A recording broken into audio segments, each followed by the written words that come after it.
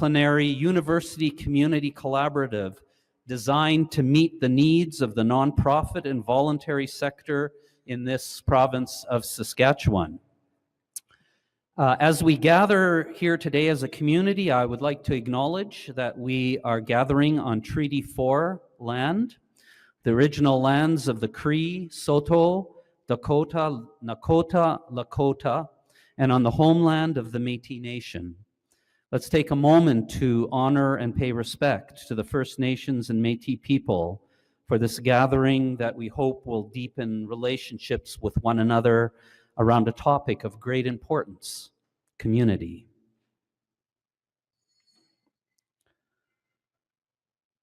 I'm also delighted to welcome you to this innovation place, a beautiful complex that is home to over 1,200 employees from 33 organizations that includes some of the leading information technology and environmental science corporations in our province, country, and the world.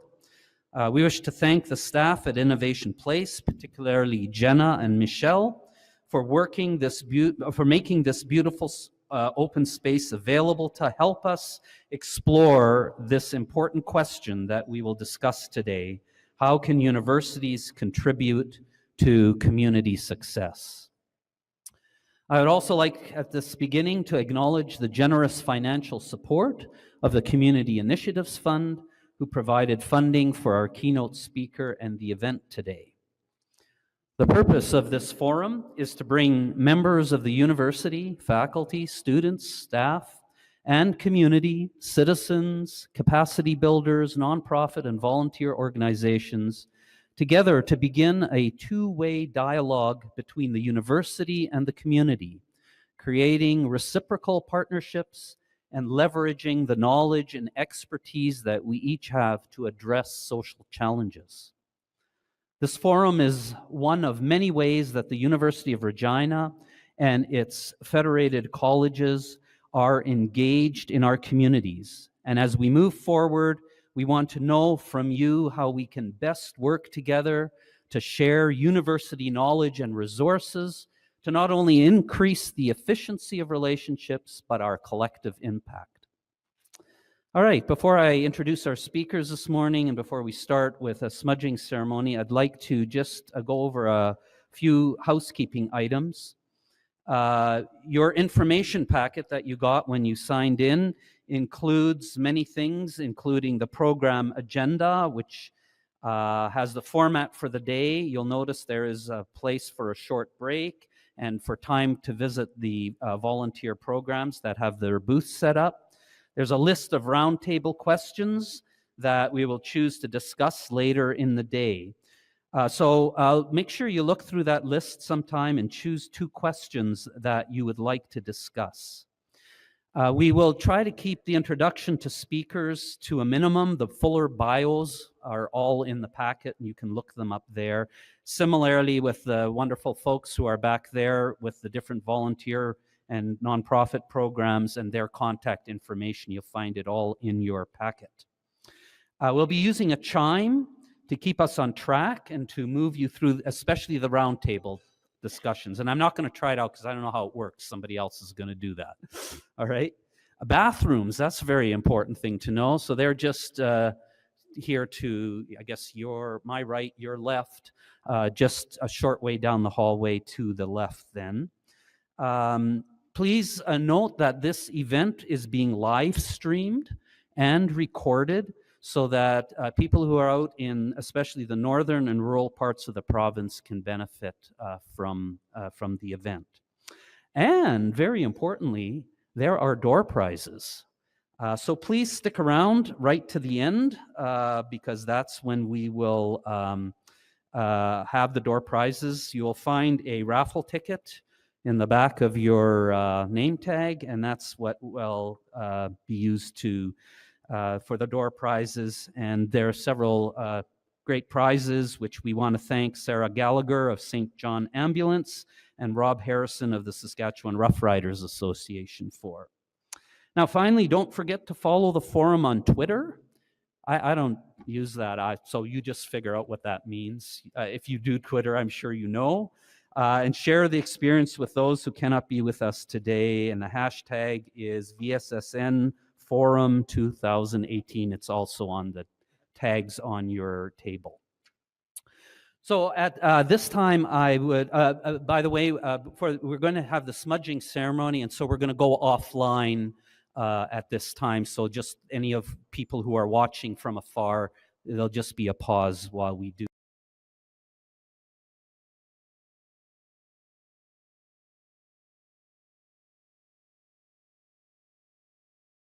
Of our heritage, as well as the heritage of our students and our children in the future. I'm a relatively new person at the university. I just started at the university about 8 weeks ago. Having said that, though, as I reflected on the topic of today's forum, connection with our community, I realized that I've actually been connected with the university for a fairly significant part of my life. I grew up in Regina and attended several youth basketball camps here as a youngster. I've taken several classes, both through the university and through the continuing education campus at College Avenue. I've participated as a board member on the University of Regina Rams football team. I've hired several of the university grads in previous employment that I had at Sastel and at Everest Place.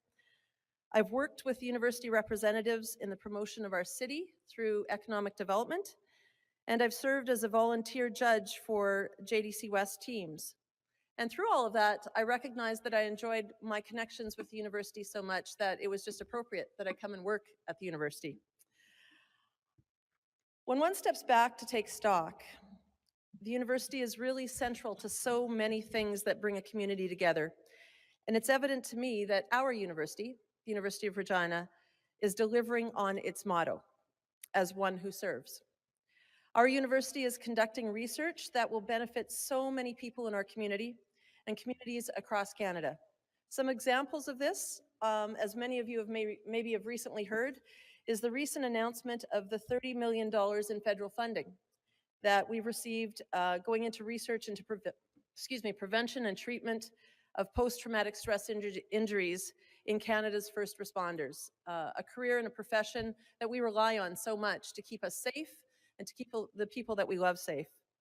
In addition to that, there's the work of researchers in the George Reed Center on campus. There's the work of many of our individual researchers. I see one of them here today, Holly Bartoots, that I've just recently met, and so many others that I know are on campus doing research to help the community and to help the country and the globe that we live in. We also offer community-based education and learning opportunities. We have the Center for Continuing Education, which benefits people of all ages. We also have recently hosted programs such as the Inspiring Leadership Forum, which was held in early March for about 600 women and men to have personal development. That's led by our president. Just as we contribute to the community, we're lucky to have strong community partners who contribute to us. The partnerships that we have in our community support such things as Regina-based and provincial businesses participating in our cooperative education program, employing our students and providing them with opportunities for experiential learning. Community engagement just doesn't support the university. Do you know that the university actually contributes $0.5 billion to the city and to the province in economic impact every year? That's a fairly significant number, and one that I think is fairly awe-inspiring when you consider the impact to a province and a city our size.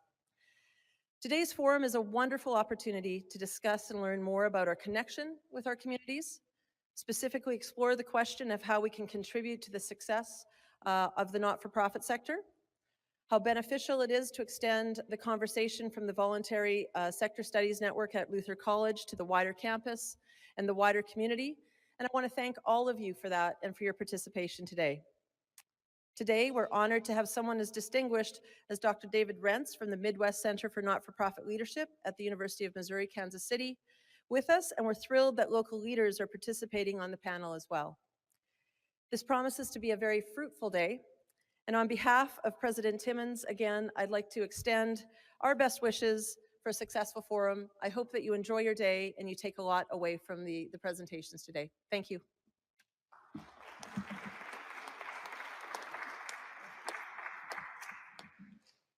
So sharing greetings on behalf of First Nations University is Bettina Schneider, Associate Vice President Academic at First Nations University of Canada.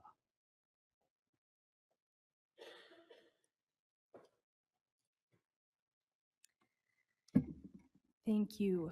It's a pleasure to be here today, and I really want to thank all of the organizers here for organizing and making this possible today, bringing us all together to share and learn from one another. I know that I wanted to first bring greetings on behalf of our president, President Doc Stater, and our vice president academic, Dr. Bob Casius. And we all really value the work of the nonprofit community. We value community. It's at the heart of what we do at First Nations University. It guides our vision, it guides our classes, it guides our research, our everyday. You know, it's crucial for us, and I know for the larger university community as well, to take guidance from the community, to understand what their needs and priorities are, to truly embrace a community-driven model in terms of the work we do. And so the more that we can have that engagement with the nonprofit sector, the more we can really have meaningful, deep discussions about where the priorities are, what the needs are. I think the more we can truly tighten those bonds and that relationship between the university and the larger community, the larger nonprofit sector. So I can't thank Luther enough for today, and for all of you to being here. And I know this. I'm excited to see what comes out of today and the discussions that we'll have. So thank you very much, and I hope everyone has an incredible afternoon.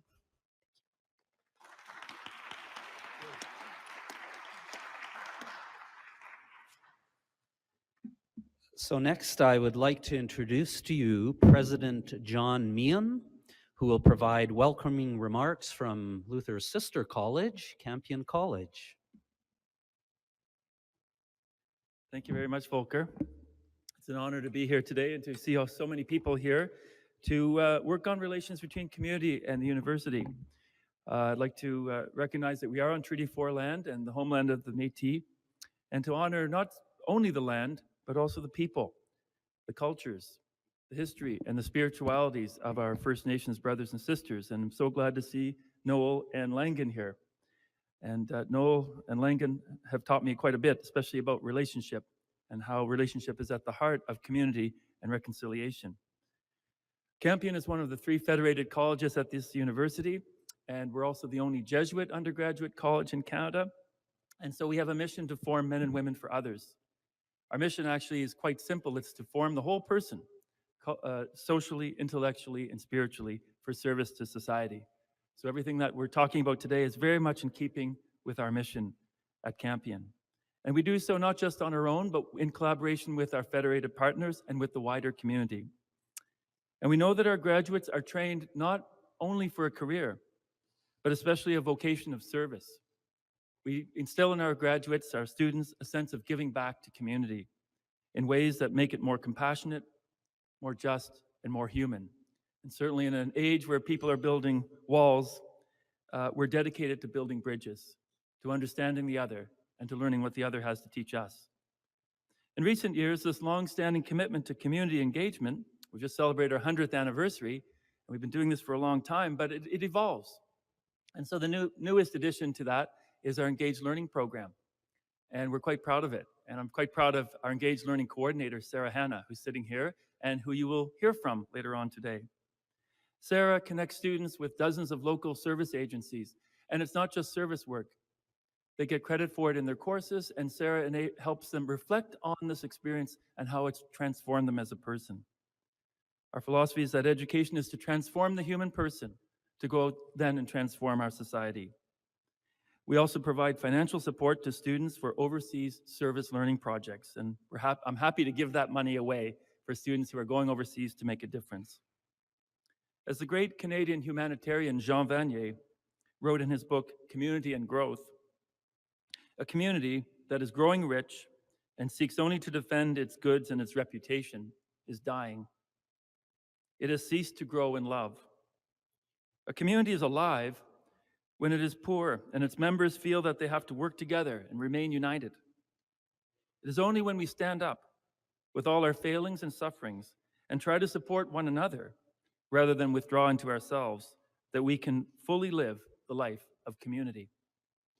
On behalf of Campion College, I hope that your discussion and discernment today is blessed with much wisdom, courage, and compassion.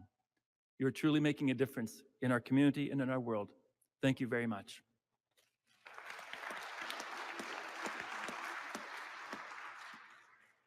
And finally, I'd like to call forward Luther College President, Dr. Brian Hillis.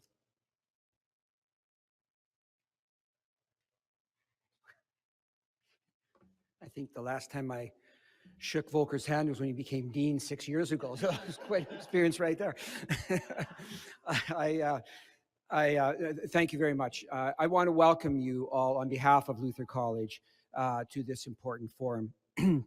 Luther College has always been concerned about issues of social justice and community engagement. From the time I was a student here, I remember those being themes in our classes.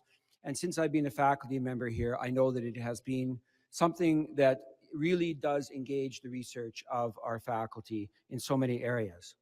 When our faculty a few years ago were considering strategic initiatives by which we would distinguish ourselves on this university campus, something like the Voluntary Sector Studies Network came to mind. Something in which our research would engage the community was top of mind.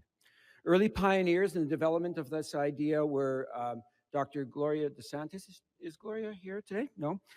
Now in the University Department of Human Justice, Dr. Brenda Anderson, Dr. Mary Vetter, and of course, our Dean, Volker Greifenhagen. Soon there was a steering committee in which other faculty like Roger Petrie and many others became involved. But the entire faculty were from the very beginning interested in this project and wanted us to make funds available to move something like VSSN forward. Because it so fit with the motto of our college, which is to think deeply, act passionately, and live faithfully. Key aspects of what VSSN would become soon became evident: education, community engagement, and research. A steering committee was formed, as I've said, and the basic forum took place. It really took off, however, with the arrival of Dr. Yvonne Harrison about 9 months ago, whose energy, research, connections, expertise, and overall vision of what VSSN should become, VSSN has really taken off. So Luther College is very happy to invite you to this forum of VSSN, in which we welcome the community, but also the university, frankly, to engage this topic as a university sector. Because this research, this idea of research and community and engagement has always been at the very heart of what VSSN was meant to be. I want to thank all the organizers of the forum, but I'm going to lift up in particular Jennifer Bilan, who provides so much support to the program, and as I mentioned, Dr. Yvonne Harrison, whose creativity and energy really went into developing this conference.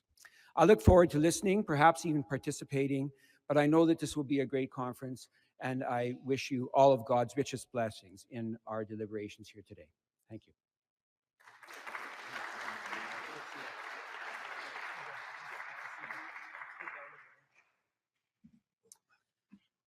All right, I think we're ready to move into the main event.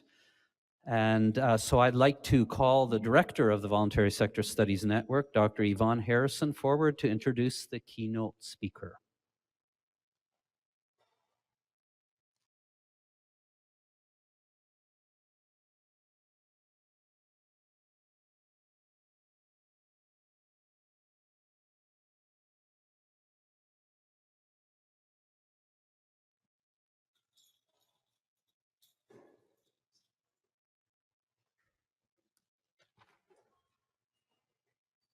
Thank you for those wonderful introductions. and welcome today. And thank you to Noel and to Langan for sharing your knowledge and wisdom with us and acknowledging the sacred land that we're on. It's a pleasure for me to introduce Dr. David Renz, our keynote speaker today. I first came to know David in 2002 when I was a PhD student at the University of Victoria in the School of Public Administration, and I was working with Professor Vic Murray on a nonprofit and voluntary sector research project. And this project was on the adoption, the extent to which nonprofit and voluntary sector organizations had adopted computers, the internet, and software that the government of Canada had made available to them.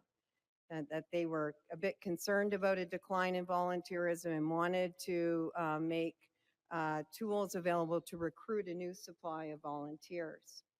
And as we were putting the finishing touches on our research, Vic proposed to me that there was a really great conference that we really needed to attend and share and discuss our work. And this conference was the conference of the Association for Nonprofit Organizations, or Research in Nonprofit Organizations and Voluntary Action, known as ARNOVA. And now, David probably doesn't remember meeting me at this conference, but I remember meeting David and other members of ARNOVA, who I recall I was very impressed with. I was very impressed with the quality of the research and the discourse around nonprofit and voluntary scholarship. But also the community that was built around it of scholars and people who are not only interested in scholarship, but where scholarship was emerging from, and that was from the ground and community. And having known David over the years, I've come to appreciate his passion for nonprofit and voluntary sector research, but also his expertise and his mentorship and development of both community and scholars in the field. And I'm so happy that he's able to share some of that knowledge with us today.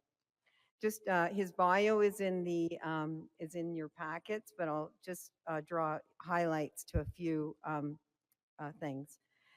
He is the Beth K. Smith Missouri Chair in Nonprofit Leadership and Director of the Midwest Center for Nonprofit Leadership, an education, research, and outreach center of the Block School of Management at the University of Missouri, Kansas City.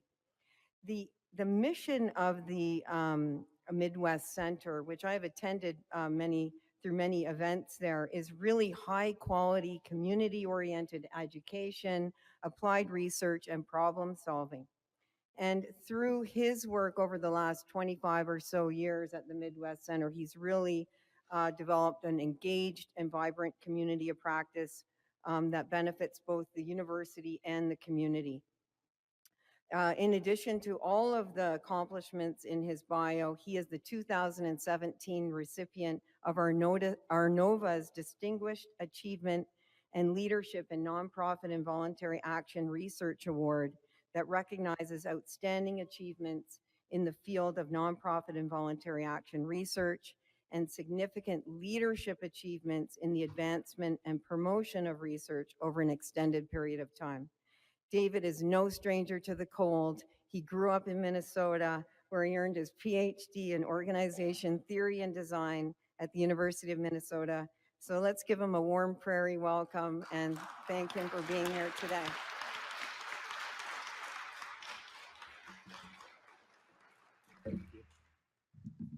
Well, thank you very much, Yvonne. It's a pleasure to be with you this afternoon. It's always interesting to hear and have your bio read. It's kind of a cross between an obituary and a promise, all in one. That said, and I appreciate your acknowledging the award I received, although I did call my wife after I'd been informed that I was about to receive it and said, okay, I've been officially declared old now. So, but I'm happy to be with you and share maybe some insights of some of the things I've learned while getting older, and specifically working in the academic environment. I want to thank you very much for the invitation to be with you today for this exciting, important event. Um, as we explore, you explore, but I'm delighted to be with you and talking about this as we explore how to take the work of the university, the community engagement, to a new level of, I'm going to watch my time here because I'm going to go on forever if I don't watch it. Looking at a new level of engagement in Regina, but also throughout the whole province. And I'm delighted that the effort has been made to connect the dots, connect the communications beyond just this room and this campus, as important as that is. The focus of today's forum, the question posed in the title, I think are especially timely and significant. And it's a pleasure to talk with you about your thoughts, and that's why we have multiple structures for engagement and interaction as we go through the session. We want to think about how your thoughts and experiences can be leveraged to achieve even greater impact and value for communities, citizens, and for our universities as we look ahead from this point. When it comes to working with universities and communities, I have a fair amount of experience, and from multiple perspectives. I am, as you know, a university faculty member. As you heard, I direct a university-based nonprofit center. I'm proud that we've actually been acknowledged as one of the most actively engaged community-based centers in the country and to some extent beyond. I'm proud of those connections between community and the academy. Maybe part of what's helped that is that I also do have experience as a senior government official in the US, several years as an executive in a state government regulatory agency, and several years as the executive director of a metropolitan regional planning and development agency for a region of about 2 million people, the Minneapolis-St. Paul area. And I also have some research that's relevant as well. Actually, early in my career, I invested a lot of time in studying community advocacy and protest movements and how they tried to make change and have impact in communities and how they linked with or fought against, depending on how it went, established organizations and community leaders to achieve success. All those experiences contribute to a perspective that I think helps me effectively lead a center and a university program, a center that in some ways is like your VSSN. Every one of these is a little different and should be, but our focus is very much to facilitate and bridge boundaries, to get the academic practice worlds, those of us who live in those worlds, and of course none of us lives in one of those places. We all have shared identities, places, and so on. And so it's interesting when we sometimes get so caught up or engaged or maybe even sometimes trapped in one setting that we forget about the other hats and opportunities. But as we work together, we can build the capacity and well-being of our communities and citizens. Our tagline at the Midwest Center is actually building healthier communities through nonprofit leadership. That's not to the exclusion of government, but it is in fact recognizing the distinct role of the voluntary and nonprofit sector. I moved to Kansas City, it's a metropolitan region in the very middle of the US, about 25 years ago to develop this center. As I mentioned, we have a strong reputation for community engagement. I'm pleased to share some of the things that we've learned and that we've worked on as I go through my presentation today. But please know that I am sharing these as some examples of things that made sense for us in our community, working with our colleagues. They may be of use to you, but I will tell you right now, one of the phrases that many of my academic colleagues use that I greatly dislike is the phrase best practices. Until we understand the context, the challenges, the life stages and needs of the communities and constituents we work with, we have no legitimate basis to say something is or isn't best. That's not to say there aren't better and worse things to do. And frankly, if you're a nonprofit agency, we're in favor of you having enough money that you stay alive. Survival's a good goal. Just shouldn't be the only one. So I'm hoping that this discussion today, the structure that Yvonne and the network has set up, will in fact be of value to your communities as you think about where are you today and where are you going.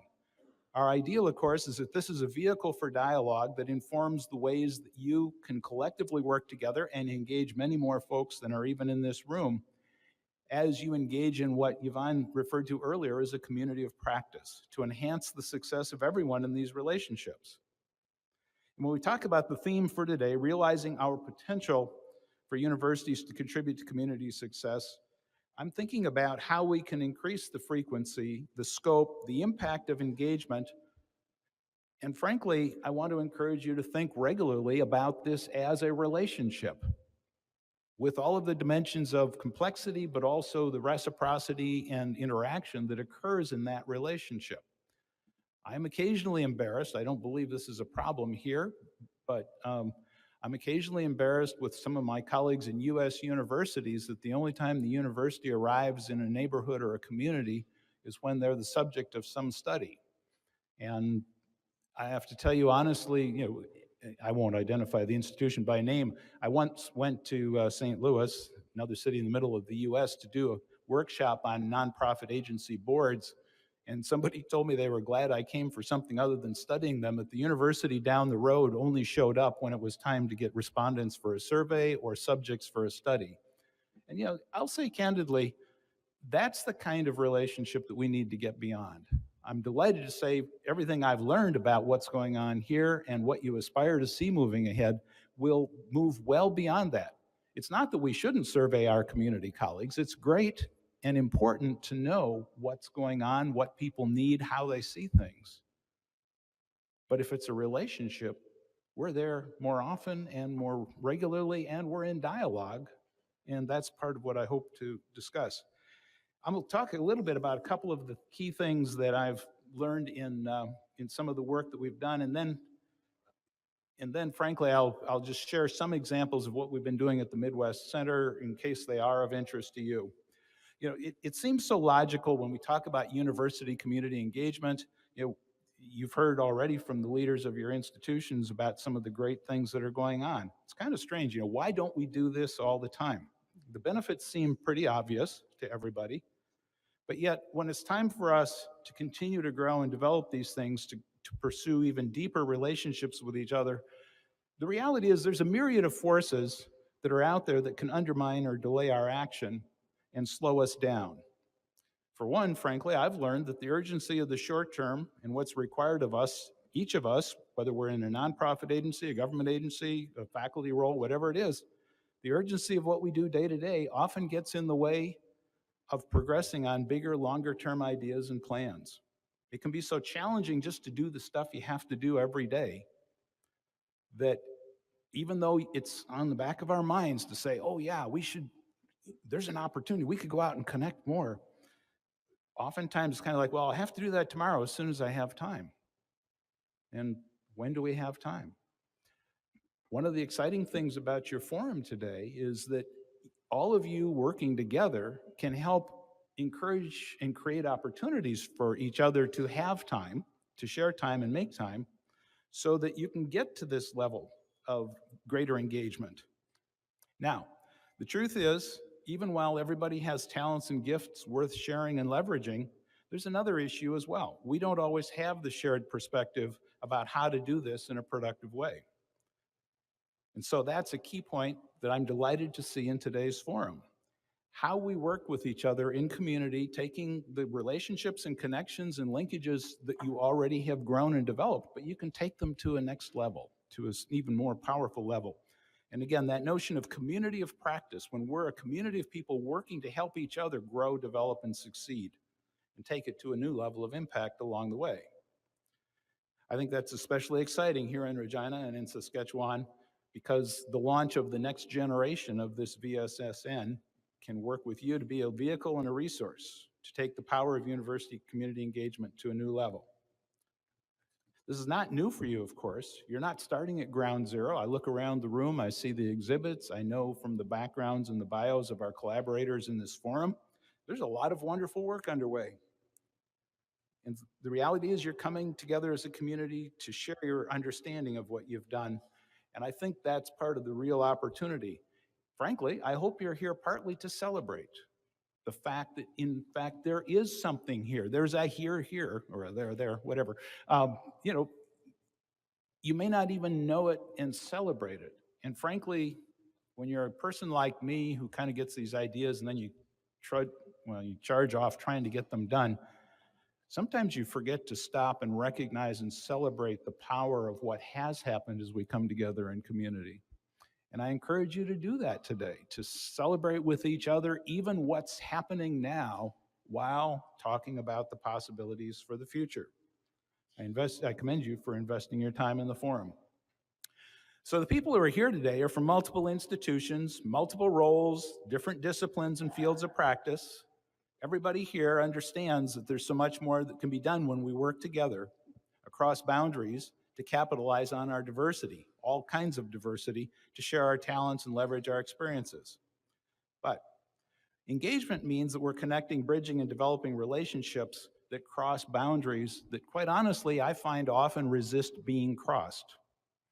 In fact, those boundaries tend to be even tougher to get across in times of financial tightness, when we've got more work to do than ever. You just don't have the chance to sit back and say, how could we be more strategic? How could we leverage these things? The cliche in some of our work is that the urgent always drives out the important. And one of the things that we want to think about is, okay, let's collectively grow a discipline to keep connected and think about where and how we can actually go.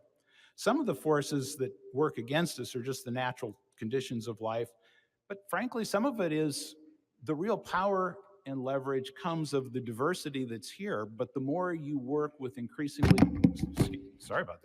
with increasingly diverse environments, the more difficult it can be. And so that's where we need to set the foundation and understand work from shared principles on the way to actually leveraging these forces.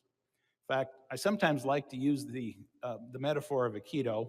And when I'm working with groups in small workshops, I usually find out if there are any Aikido masters in the group. It's a martial art, mostly defense-oriented, but it's a martial art. I don't know if anybody here is an Aikido master or not. The truth is, Aikido is a wonderful thing as a metaphor, and I know nothing better about it than that.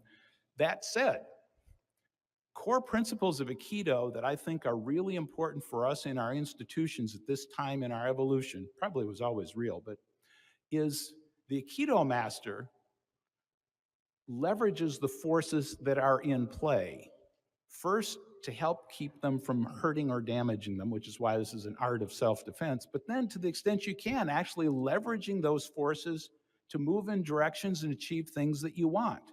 And so the core principles of Aikido, this martial art, I think are actually relevant for us as we work across boundaries in our community. The principle of embracing those forces, but being flexible. The metaphor in a literal sense for a Western guy like me is, all right, there's a force coming at me, they're trying to get me, so I'm going to take it, I'm tough, I'm going to put up with that. The Aikido master, Aikido, if you've seen it, actually looks like a dance because the flow is so smooth. The master of Aikido sees that force coming, the person, even if they're coming to attack them, and they embrace them, but they then move out of the way. And it looks like a dance because it's kind of like you're being attacked from this side. So, oh, okay, you want to go there. So I will help you go there. It really is incredibly smooth. And of course, when you become a master at identifying, seeing, and then acting with those forces, we can, at best, make them work to our benefit. And that's the whole idea of achieving synergy across the multiple disciplines, roles, community actions, things like that. One of the ways that I think has been really important, and in fact, it's a model that's developed in a fair amount of the United States. It's become popular, although I have mixed feelings about it, as I'll explain in a minute. There's an approach for addressing complex problems and wicked problems. I'm sure many of you have thought about wicked problems and talked about them. Problems that are intractable, they transcend boundaries and silos and hierarchical lines because they're so complex. The approach, Yvonne mentioned it a little bit earlier on, as did Dean Griefenhagen, is the notion of collective impact.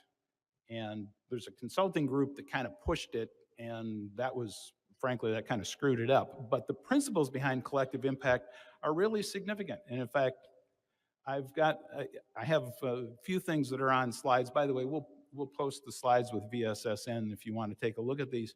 But the point to make about the collective impact notion is that this is explicitly an approach that communities use when they have come to realize that there is no way to address a problem or a cluster of problems short of coming together to collectively address them, because no single actors, no matter how powerful they are, whether they're governmental actors, whether they're nonprofit actors, whether the universities with the resources they have, no no small cluster of actors can do this until they develop a relationship.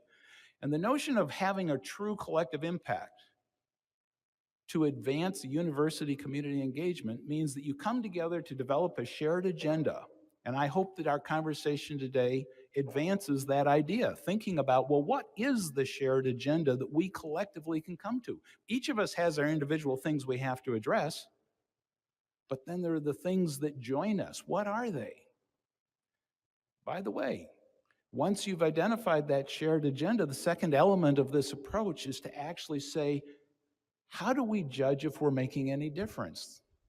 The notion of shared measurement, how would we judge? It's great to have wonderful things happening, but are we willing to actually be committed enough that we would say we will assess on a regular basis how we are growing and developing this kind of engagement for community impact? The essence of this that is already integral to your community and university engagements is the third of the elements, which is that a collective impact process includes mutually reinforcing activities. Multiple stakeholders and organizations from multiple perspectives coming together, each to share their talents and gifts, whatever they can bring to the table that will help address the problem. And we're talking about how we will do it together, as opposed to simply being a group of disparate actors who are doing things on our own in the hope that it will collectively add up to something. Some of the toughest problems we're dealing with, I suspect some of the toughest problems you have in the province here, are issues that aren't going to be addressed just by good action by individual actors. It's when we synthesize that energy and take it to a level that none of us individually can bring by ourselves, which of course means it's a relationship that requires regular communication, a core piece of what we're doing today. And frankly, the fifth of the elements that generally appears in a collective impact approach is that there is some kind of a backbone structure that helps organize, not run it, but facilitate it and support it. And to me, the VSSN network is essentially that kind of a notion. You know, it's not about running it, but it is about facilitating, hosting it. I mean, candidly, just like today's forum, inviting people to come together to say, what are we working on? What do we care about? Where could we best connect and energize ourselves?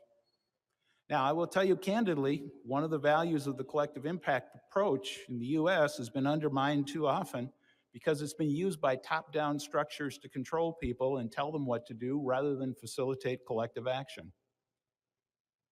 You've got a potential to do that in a completely different way. The lack of legitimacy that collective impact has earned in some parts of my country come from disrespected grassroots community values, principles, and legitimacy.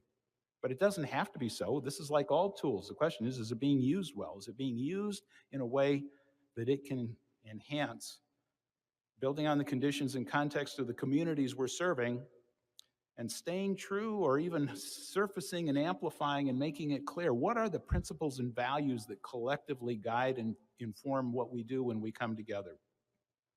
So today, as we're doing this, you're coming together as a community, and we have this dialogue here. And some of the questions that ideally we address in these kind of scenarios are questions like, what are those core principles and values that we share about the power of community university engagement and how we engage with each other?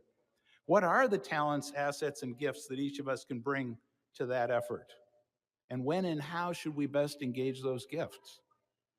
I have worked occasionally in university settings where the rule was every faculty member needs to go out and be in the community doing the same things. That's crazy. We each have different talents, skills, and abilities. And frankly, I've got a couple of colleagues that I don't want to unleash on any nonprofit in town. I think we need to keep them in the corner doing research. And frankly, they're doing some spectacular research. And then others of us can help with the translation, the application, the sharing. Again, what are the talents and gifts that we uniquely can bring as a group that will help us go forward? And frankly, it's legitimate and necessary for us to understand what each of us, and by extension, the institutions and communities we represent, need to gain from our work when we invest in working together. Each of us has to answer, what do we need in our organization, in our roles, in the way of support and results, so that it strengthens from this engagement initiative, so that it strengthens our performance.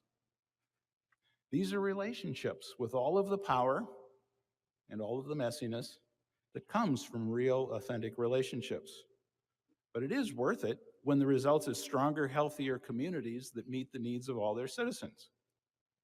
Now, let me share a couple of things we've done at the Midwest Center in our work, specifically to try to live up to that in our community.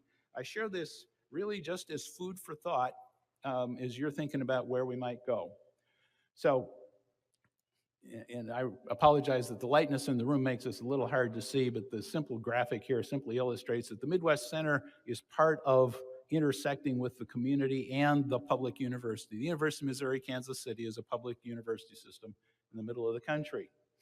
Our mission is to enhance the performance and effectiveness of individuals and organizations in the nonprofit sector, and we do that through quality, community-focused education, applied research, problem solving, and service. Our ideal is that we engage the resource and talents of, and by the way, this has actually been our founding statement since I got there. I didn't found the center, but the guy who created it then went and worked for a foundation and got rich, and I came in and kind of picked up the story and had a chance to actually paint on a fairly blank portfolio. But our focus from the beginning, the center engages the resources and talents of the university and the nonprofit sector to address the challenges and issues facing our communities so its members are better prepared to serve. So our vision is that we're a center for learning, we're a center for education, inquiry, and dialogue, and we're a center to support, and by the way, I think this is increasingly critical, we're a center for renewal of people and organizations working in community. Because there are times when this stuff gets really hard and we need to pull away a little bit and just support each other as we're doing this hard work. So we work on growing community capacity. We work on strengthening governance and the effectiveness of boards. I work a lot with nonprofit and governing boards. We work on improving nonprofit and agency accountability and effectiveness. We're doing a lot of development work trying to help people figure out how do we do this well and respectfully in ways that enhance our potential to have an impact for the future in the community. And a lot of that includes facilitating service integration and collaboration so that actors in the community can work together better. So we do education and training.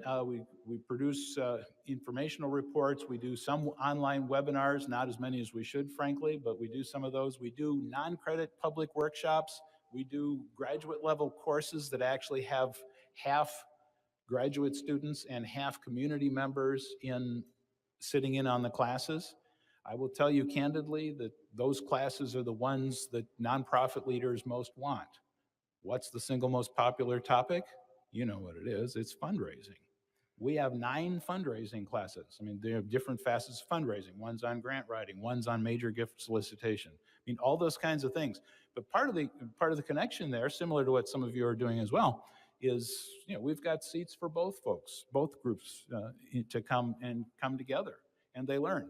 We have certificate programs. We do facilitate and support service learning, just as many of you in this room have been doing. Of course, we do have conventional degrees for those who are most serious about it. We also do research, and our goal is sometimes to develop new knowledge. But I'll tell you candidly, one of the critical things that we have been most appreciated for, at least that's what they tell me, is that we understand the research so that we can help people in the practice community make sense of what's going on. We can help them apply it. Now, this is going to astonish most of you, but it turns out that several of my academic colleagues who are incredibly bright write in ways that nobody can make sense of what they're saying unless they were right there in the writing process with them. I'm a translator. There are things we do to translate because good research is one kind of thing, and then explaining and helping people put it together and interpret it and figure out what might I do with it. That's where the Midwest Center comes in, and we're able to leverage some great stuff that our other faculty colleagues do, but we become a host and a vehicle for connecting the dots. And we try to do that with consultants and academics. We do it at times just in the community. There are many different ways to do that. So we're sometimes translating. We're always trying to facilitate engagement, but it's two-way engagement. Our engagement approach is, yes, let's take the best of research and theory out and share it with practice communities so that people can manage, lead, and perform more effectively. Equally important is let's find the best, most effective, and inventive entrepreneurial kinds of thinking and strategies that are out there and bring them into our classrooms and our research. And host exchanges so people, we bring the folks doing that work in the community into the classrooms. We take our students, just as many of you do, we take our students out. Well, I shouldn't say we take them out. They go out. And I have the privilege of working largely with graduate students who are mostly employed in the community already, so we have those linkages as well. We also focus on, no, it's not moving now. We also focus on the idea of doing a few projects that we call community facilitation projects, because one of the things that we're able to do is to be a neutral party in facilitating complex and somewhat contentious discussions in community at times. And so when we have folks, and it might be as narrow as a couple of organizations that are thinking about merging or something like that, or it may be that, in fact, it's going to be, well, frankly, lately we've been helping these complex collective initiatives figure out who actually is out there doing what. We just recently finished a community mapping initiative where we're mapping who are all the organizations that say they're working on the issue of childhood obesity, which is a real problem in our region. And what are they doing? They don't know who, they all know some of the other folks in the game, but who else is in that network? Who else is making an impact in that regard? So what does that mean for VSSN? That's what you're here to talk about today. And I'm not going to tell you that I think there's something you should or shouldn't be doing. It's got to make sense here.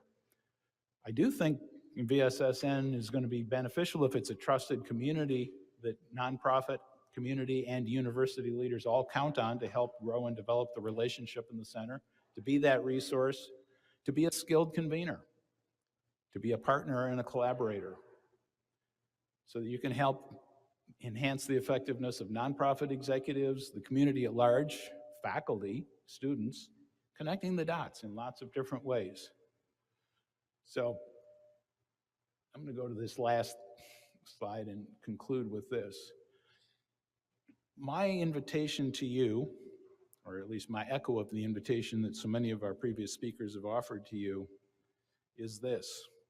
How might you start, not from scratch, because you're not starting from scratch, but how might you take this to the next level up? Is there a role in convening, in educating, engaging, listening?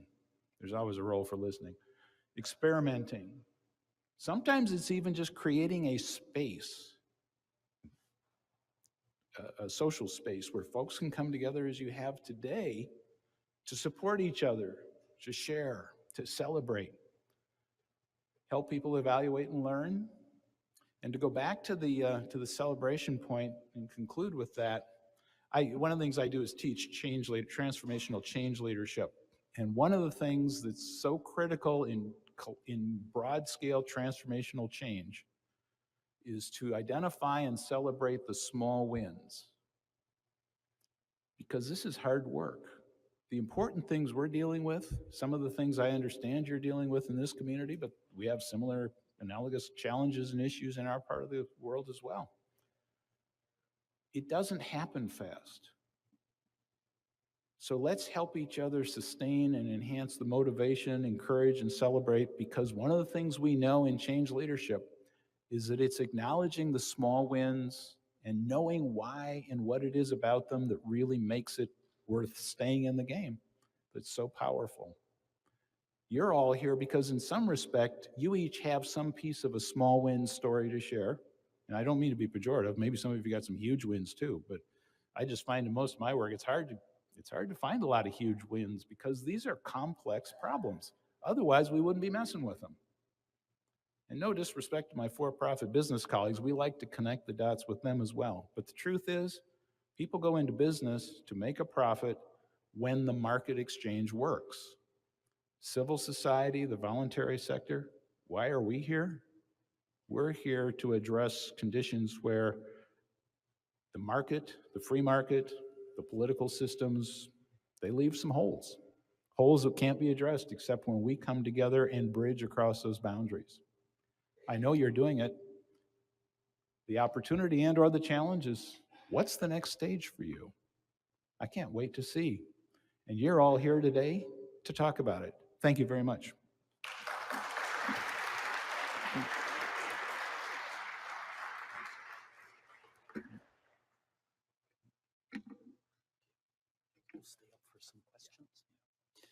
So we are going to have a bit of a time for some questions. I'm not sure where people can go. I thought there was supposed to be a mic. Oh, there's a mic there, so that would be helpful so everybody can hear your question. Just a reminder to make sure your questions are questions and not another keynote address, please. All right? So anybody would like to ask? We're ready.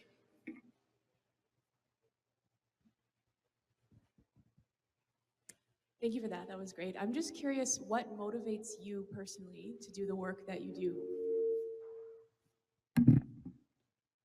Well, obviously it wasn't to get rich. I warned my spouse early on in life, but for whatever reason, I have this screwed up, as you heard, my doctorate's in organization theory and design. I love understanding organizations.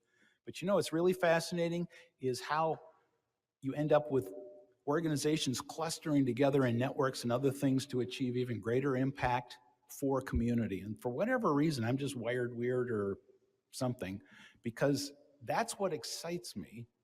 And then, like all of us, it's fun to come into something where your insights and knowledge that you've developed actually seem to be valued and somehow make a difference once in a while.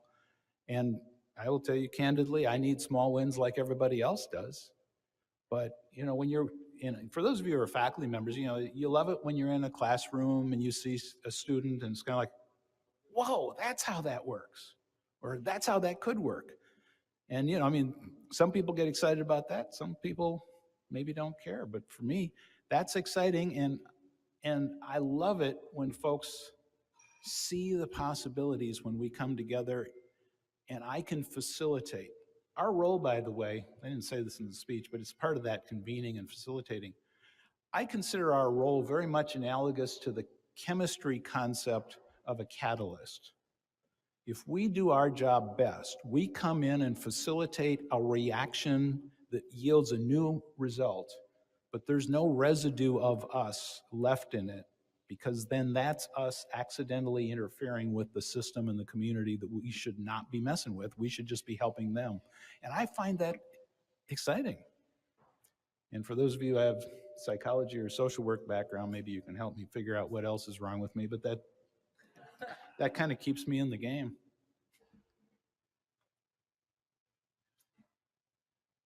Come on, you're all itching to ask something. They're afraid of another long answer.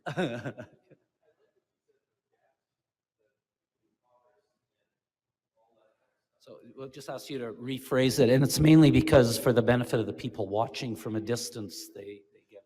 I like that you talk about the gaps between industry and commerce and transactions. Can you talk a little bit more about that? Sure. In a sense, I almost regret having to give credit because I love to make fun of economists, but the core of what I'm talking about is economists and how they describe things. And in general, it's not the only reason nonprofits emerge, but nonprofits emerge when, and frankly, we tend to have an ethic very strong in the US. I wouldn't presume to speak about Canada, but there's an ethic that when a business can come in and through free market exchange make money, you can do it, and as long as it's not unethical or inappropriate or abusive, then government shouldn't get in the way and nonprofits don't belong there. So the economist label, which isn't meant to be pejorative, it's meant to be descriptive, is market failure occurs when the economic transaction somehow doesn't work. And the illustration I was using just the other day with a group was, we have food banks in our community who distribute food. And in a sense, you could say, well, they're competing with there's a there's a grocery chain called Hen House. So they're competing with Hen House to sell food. But of course, they're not competing because the people who can afford to go to Hen House do. The people who can't don't get food unless there's some way to intervene. So in cases of market failure, the next layer, and this is where you see a lot of difference, frankly, in between nonprofit and non-governmental constructs. If people look at a problem and say, we have the political will to address it through a government program, they'll create an agency or something like that, and government will meet the need and we'll tax ourselves or find some governmentally oriented way of funding it. But when that doesn't happen, the political will's not there, and in the US, and I think in much of the rest of the world right now, we're really reconceptualizing what the role of government is in all our communities and systems. But when market failure exists and government failure exists, then the question is, what do you do? And in some parts of the world, people just complain and say, gee, government's screwing up. In the US, we have a fascinating tradition of voluntary action where dedicated citizens step forward and say, no, this can't happen. We can't let this go on. And so they coalesce and they step into this place where these failures of market and government exist. How do they do it and sustain it? Well, that's where tax exempt status, volunteer labor, all sorts of things like that, in-kind support from vendors and companies, they all help make a difference. Sorry, another long answer. I believe we have time for one more question, especially if it comes with a long answer. Anybody else?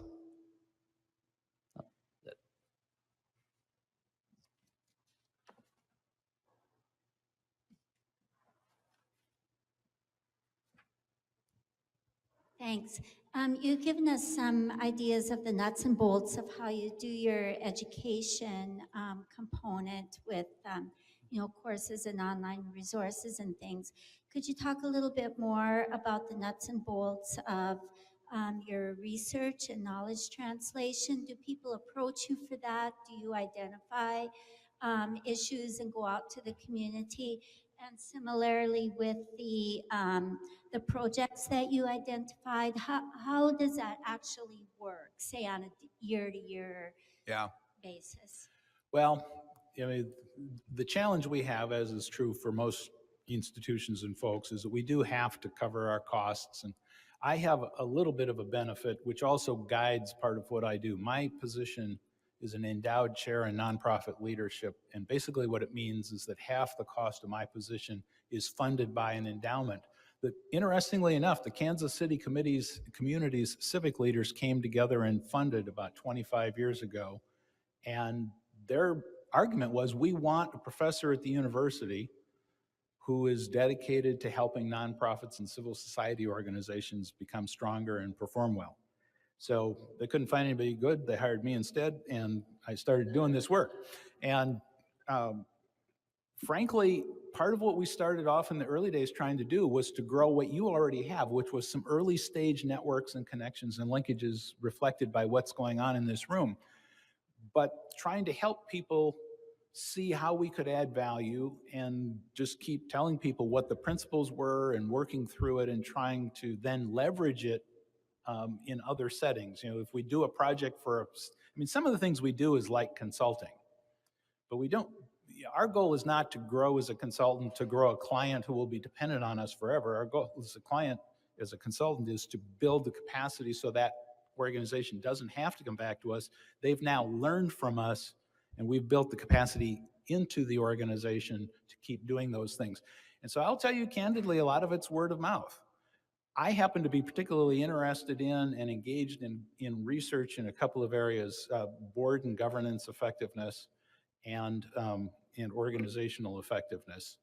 And so I have done, my academic part of my work requires me to publish, but I will say part of what I've done with my time is in those two subject areas, I regularly work with magazines, and frankly, I had to kind of start trying to reach out and see if they were interested in talking with me, but We work with magazines that are not they're not the scholarly journals for the academic stuff. I have to do that for my, you'll excuse the phrase, but my academic brownie points, because I am a tenured professor. But I have diverted some of my time, and I've had the latitude to do that because of the center work, to write articles that are not the new research. They're about the application, they're about the processing, and frankly, synthesizing it. For those of you, there's a magazine in the US, I mean, it's got broader circulation, called the Nonprofit Quarterly. And I'll say candidly, I thought there needed to be a journal that would not be scholarly, but be strong and legitimate, that would step in between practice and the research and theory world that the conventional academics had to do. I happen, and this is where, by the way, key insight, serendipity is really critical. I encountered the people who were starting the Nonprofit Quarterly at the time they were starting it. And I said, I'm glad you're doing this, because then it means I don't have to try to start this other kind of journal or magazine. And they said, well, what would you do in it? And we just started talking. And then they said, well, what should we be covering? And, you know, why don't you try something? And frankly, they tried me out. I'll have to own up to something else. A lot of my colleagues call me a pracademic. I'm a practitioner academic. I mean, as I mentioned, I'm a former government official. I've run nonprofit agencies and all of that. I understand from my own career work, as well as what we do in the community, what some of the biggest challenges are. I'm not the only person who understands that, but so I became connected with the magazine. And so, not being overly creative about it, I've written about boards, for example, the research on boards, probably a half dozen times for the quarterly. And every time the title is a few more pieces to the puzzle, how to make sense of boards and governance. And what I do is look at the whole body of research that I'm tracking around boards and governance, and then try to boil it back to what are the core nuggets that a practicing manager or board leader would care to use or might want to know along the way. And frankly, you know, the quarterly got positive feedback from the articles, and so they kept allowing me to write. And so, you know, I mean, about once every year, maybe a couple times a year, I've done something twice, I guess, this year for the quarterly, I'll write articles that are about applying that. There's something coming out in the immediate future on networks and the concept of networked governance. And so they called me up and said, well, you were working on this, you should do the intro to the issue. So I just finished that. And again, it's about, the difference is if you're a conventional academic, you're usually having to do your own research. But once I've managed to get enough of the brownie points to be the tenured academic, I've shifted a lot more to the application side and the synthesis side, which frankly has actually worked well in the academic world later, because now I keep getting invited to write, you know, literature reviews on the field of, you know, of certain sections of the field. And so that's where it goes back and forth. One of the things we did to try to bridge the gap is we started the third year I was there, we created a biennial conference, almost always on governance, that Yvonne was alluding to those earlier on. And that conference is explicitly a conference for researchers and practitioners. And it's structured with some of the characteristics of an academic conference, because otherwise the academics can't get support to come and present their papers. But the structure of the conference is that half the conference is facilitated discussion sessions where there is a topic, but no designated presenter. In fact, we have facilitators from our team who are there to facilitate and make sure that a presentation doesn't break out. Because let's face it, who comes to these conferences? In particular, it's executives with a lot of experience, academics who are doing research, and consultants who are working in the field. I mean, hey, any one of those folks would love to give you an hour lecture on anything at any time. So we've actually, you know, tried to host and create some things that are bridging intermediate kinds of pieces. Most of our focus is not national stuff. Our aspiration as a center is not to be a national leading center. The only areas we really do leading work intentionally in what we do is in the areas of governance and boards, because it's my academic focus as well, and the organizational effectiveness. And the third area, actually, because we're in the School of Management, is social entrepreneurship. But the idea is to connect the dots. And so we're always trying to find ways to make those intermediary and bridging steps. And frankly, we've tried to do the same thing in the community and facilitate things with the community. So there you go. That was another long one. Sorry about that. Oh, we're really over time now. No, I'm just joking. So, we are, pardon? Sorry, I can't read lips. I think she wants you to read the script. Oh, yes, yeah, I know. Well, I have the script here in another way. So, we're going to, I'm just thinking of people's energy. That's what I was thinking of. So what we're going to do, we have a break coming up, but it's going to come up after the next bit, which is the institute. We're going to move to the institutional level. So the University Community Engagement panel will start. But I think it might be really good for all of us, maybe to stand up and stretch yourselves and take a deep breath. But then don't go anywhere. Sit right down again. Yeah.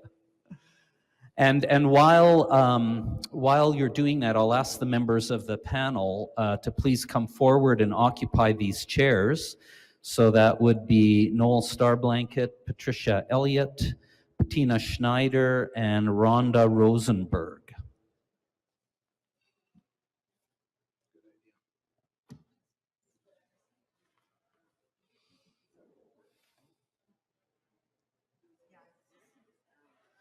I had this here.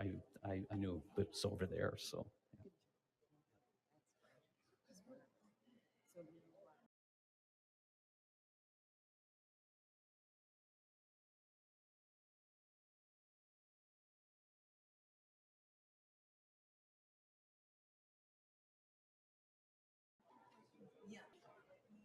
All right, excellent. We're seeing that many people have found sources of caffeination. That's excellent.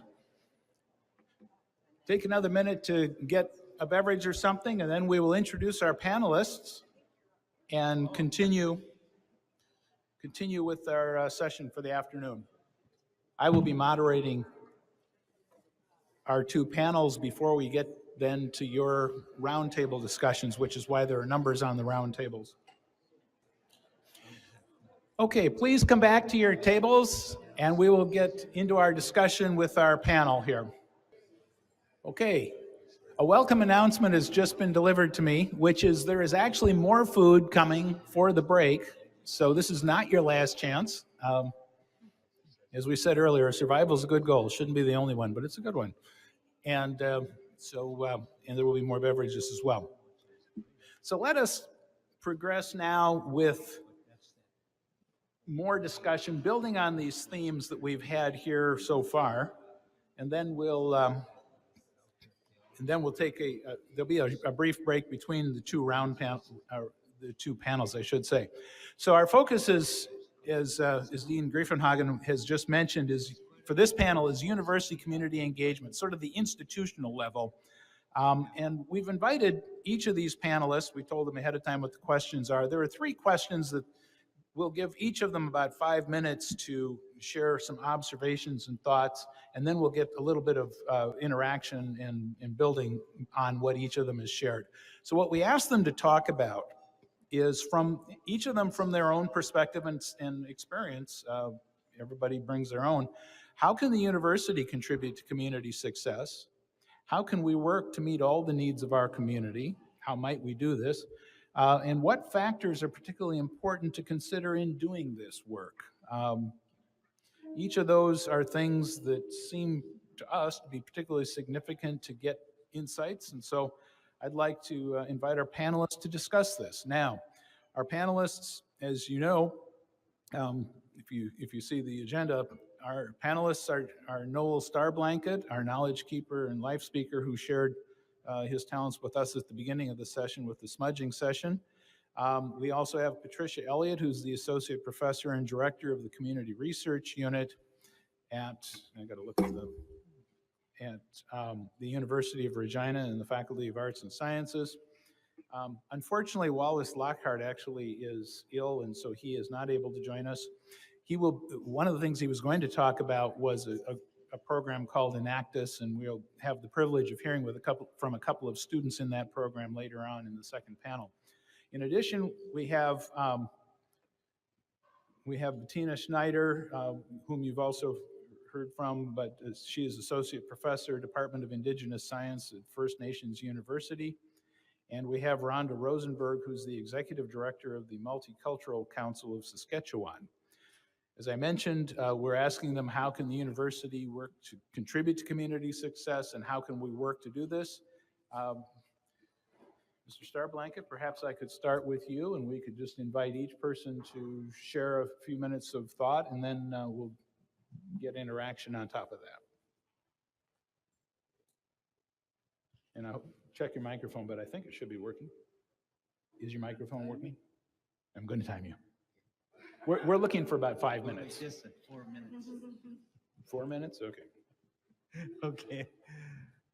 If you give me a microphone, I can talk to you all day. So I'll try to keep my remarks brief. For the voluntary people, for the academics, I'm not an academic. And in fact, I have criticized academics for their profuse verbology about everything from community development to reconciliation. And it's simply me expressing my views on academic freedom. I have discovered this concept while working here at the University of Academic Freedom.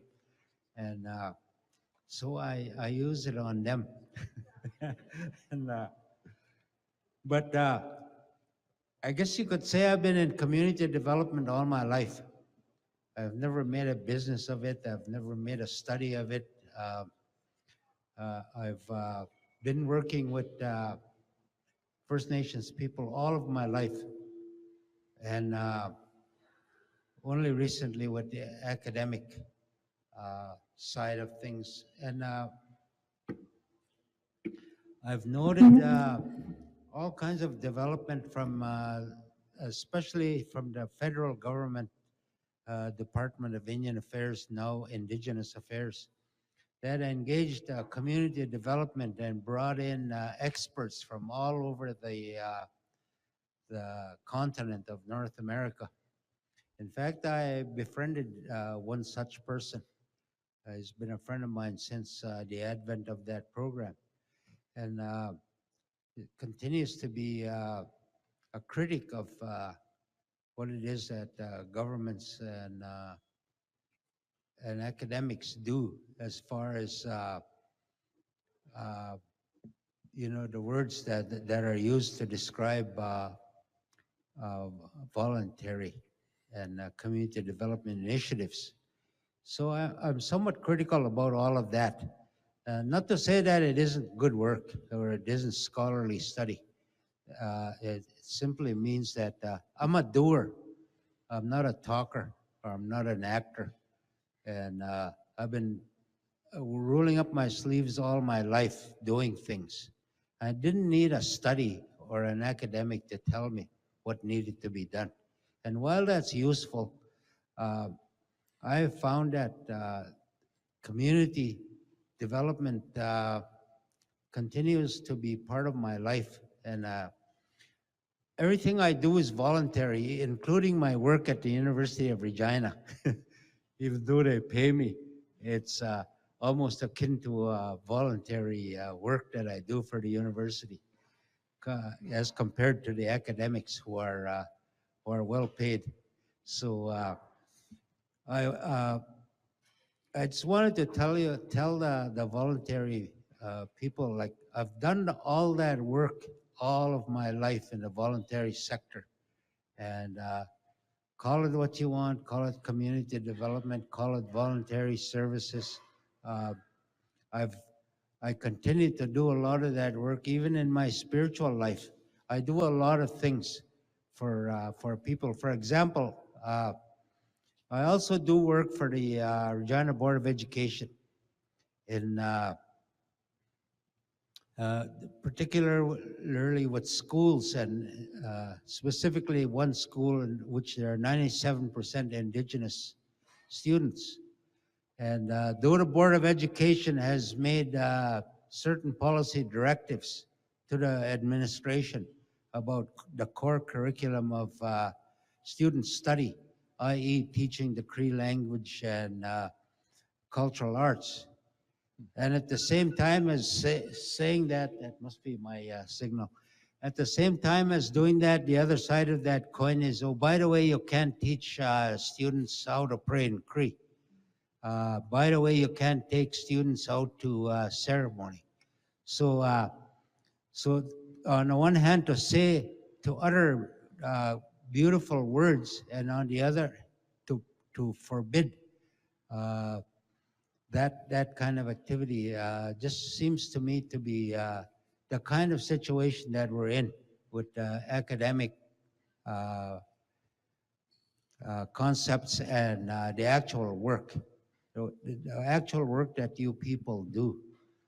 It's nice to have the benefit of those studies, but at the same time, you know what you need to do. You know your community. I know my community. I know what needs to be done. But there are always experts telling us how we should do it and how we shouldn't do it and how to better do our work. So I say our community knows best, and we'll take it from them. Okay? All right. Thank you.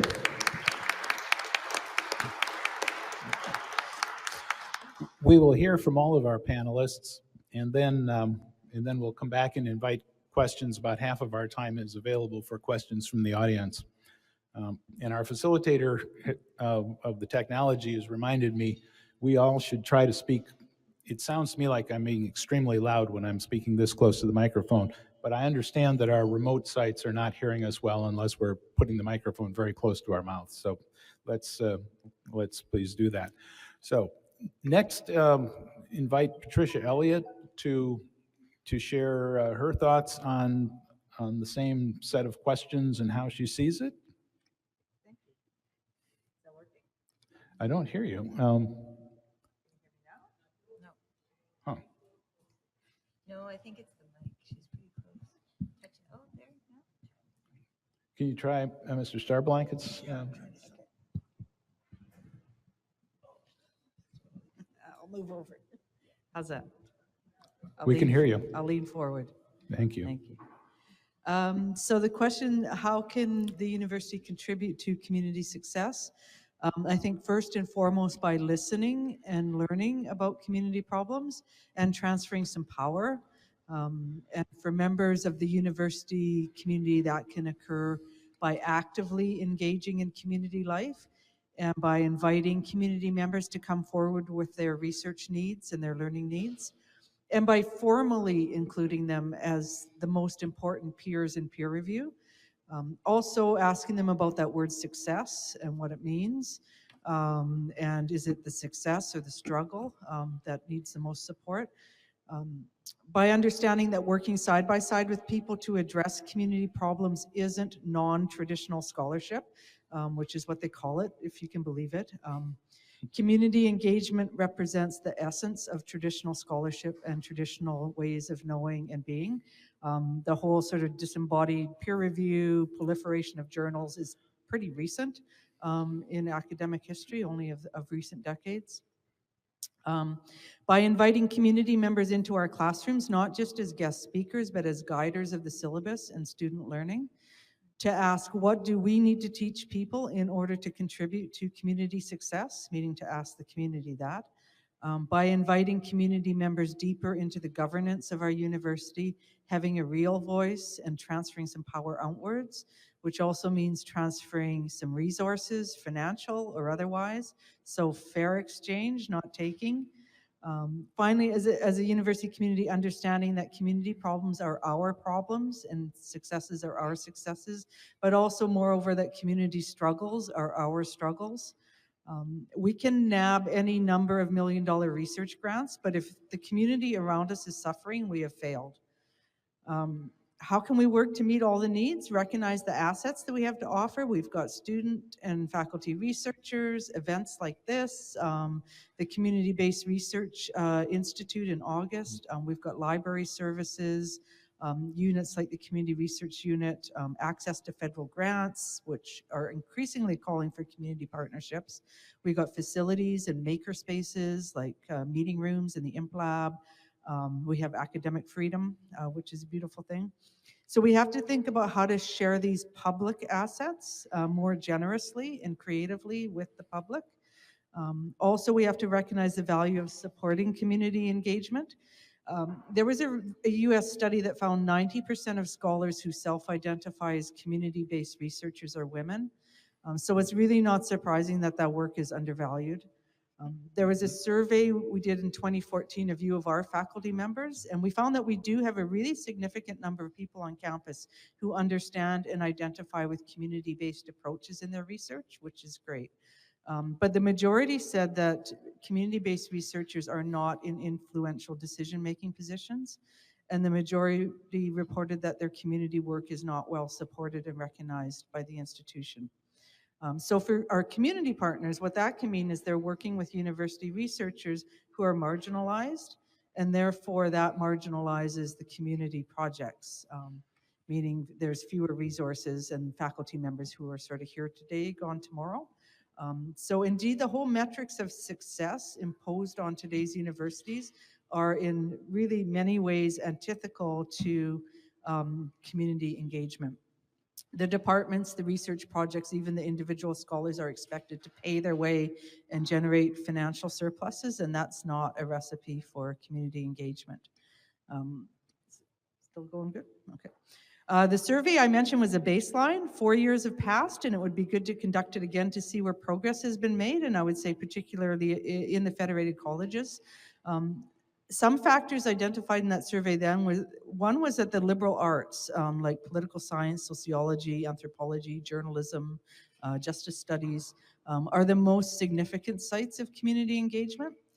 So that doesn't mean that other faculties aren't important, but I think you could logically conclude from that the levels of support or non-support from government and from institutional leaders for the liberal arts should logically impact the degree to which our campus can actually do community engagement and engage with community members.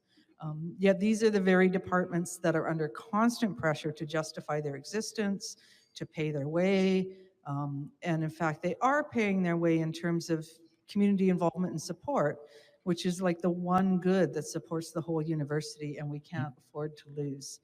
So I say let's value that and let's invest in that. Is that 5 minutes? Yeah. Excellent. Thank you. Thank you very much.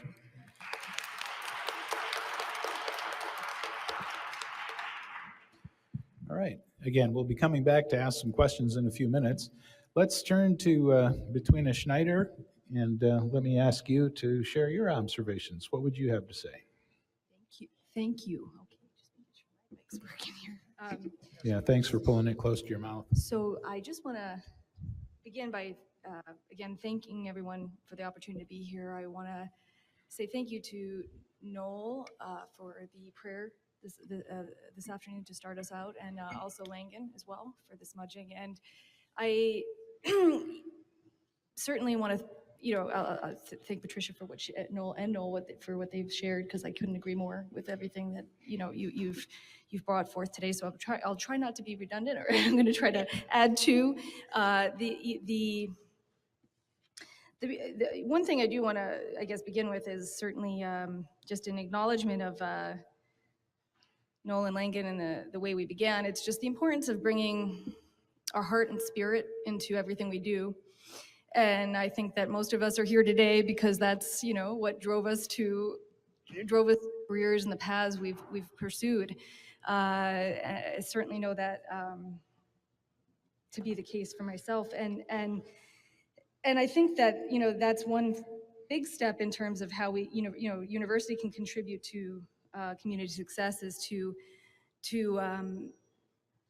work, work with that a thinking heart, as my mentor used to at UC Davis used to always say, you have a thinking heart, and use that in terms of how you move forward in your work. And the way we write, we communicate, that's so. To me, there's often not enough of that heart and spirit in the way academics write, and you know, that I think ties in with much of what I know David mentioned before. You know, we have to approach that. The university has to approach the way we try to share our work with that heart and spirit in mind. We have to, you know, I think very much as researchers at the university, we're here to help communicate the voices of the people we work with, and our research participants, and the communities we're here to serve. And the problem often is we're not communicating in a way that's accessible to the people we are working with and serving. And so that's a critical problem that I know many academics are trying to change, maybe not enough of us. And so we're certainly, that's I think one critical way we have to transform the university, because we're not meant to be an ivory tower. We're not meant to be disconnected from the community. We're here to serve that community. That's first and foremost, right, to everything we do. And so so for me, very much so, you know, we have to transform our language. We have to, you know, connect and ensure we're working to bring those voices, community voices, to the forefront. You know, I've worked, I think about where I got my start here, you know, in terms of my career, and I think it you know, actually it started with the nonprofit community. It just, you know, I started as a community development intern for a housing fund, a community development financial institution, actually in New York, and that you know, that gave me kind of that first step towards working, you know, there to serve the community, because certainly it's been a passion of mine from a very early age. And you know, from different experiences I had early on in my life, and so the nonprofit community kept coming back and back into my life as I interweaved between university and working, and then I went on to Davis, California, and into the community development graduate program. And that program was all about working with the community, of course. So we were constantly engaging with the nonprofit sector. And one of the most, you know, incredible opportunities I had was being an intern again through, you know, with First Nations nonprofits in the United States. And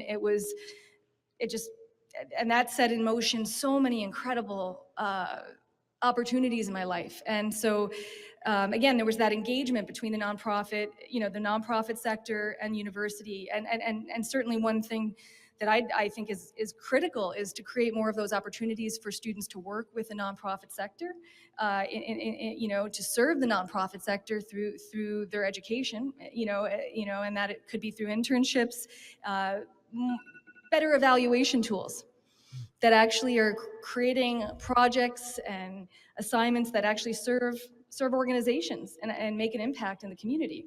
And so, you know, these are, you know, just a few things that I've seen, I want to see more of, you know, those opportunities that came through, you know, working with the First Nations Development Institute and First Nations Owista Corporation.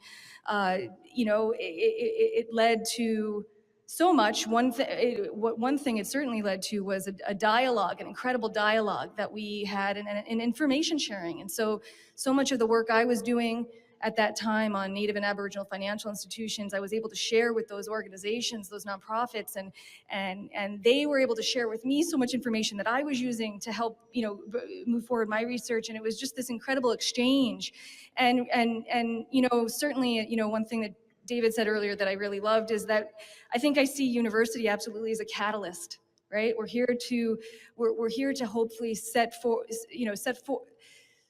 create those opportunities, create these reactions out there that will hopefully lead to incredible change and movement within the community. And so I've seen that within the university, and I think that that's one way we absolutely can contribute to success is making those connections and bringing people together and sharing information. And even though we might have to step away from it, right? You know, the process, you know, the fact that we've helped to create movement forward is incredible. So, you know, there's there's so many ways we can contribute to success and meet the needs of communities, but first and foremost, it begins with listening and those voices. And I think that, the urban, I'll leave off with this because I probably only have, okay. The Urban Aboriginal Knowledge Network, I worked with them back in 2012, 13. I was part of a 5-year project. It was a SSHRC-funded project. And that Urban Aboriginal Knowledge Network, it provided funding, first of all, for work that I was doing with the Friendship Center here in town, the Nua Utina Friendship Center. And the critical part of the research that the network funded was that the research had to be community driven. It had to come from the communities themselves. It had to come from the needs of different nonprofits and community organizations, friendship centers. And so just really briefly, the principles of that community-driven model, right, really emphasized research is grounded in community priorities and constructed or designed collaboratively, right, between communities and researchers.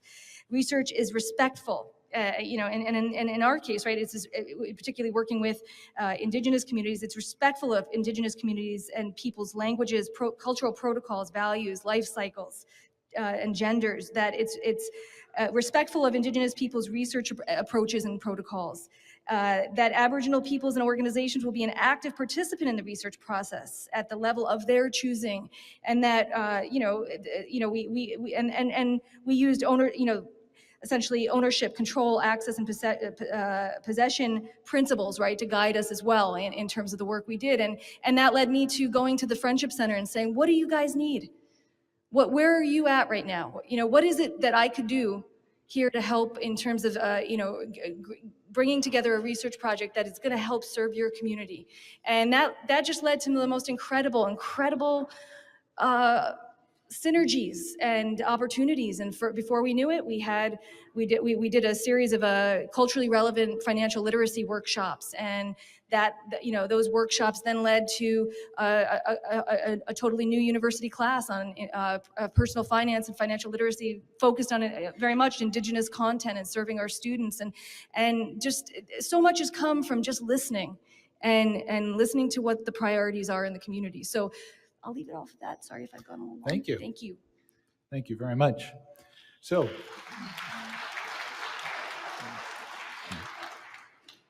and now let's hear from Rhonda Rosenberg. Rhonda? Oh. Am I working? There we go. I think you're going to hear some more echoes, both from David's talk and from my colleagues at the table. Hopefully there's some new angles, maybe. I also want to start really with the idea of relationships, that all of what we do is really about building relationships.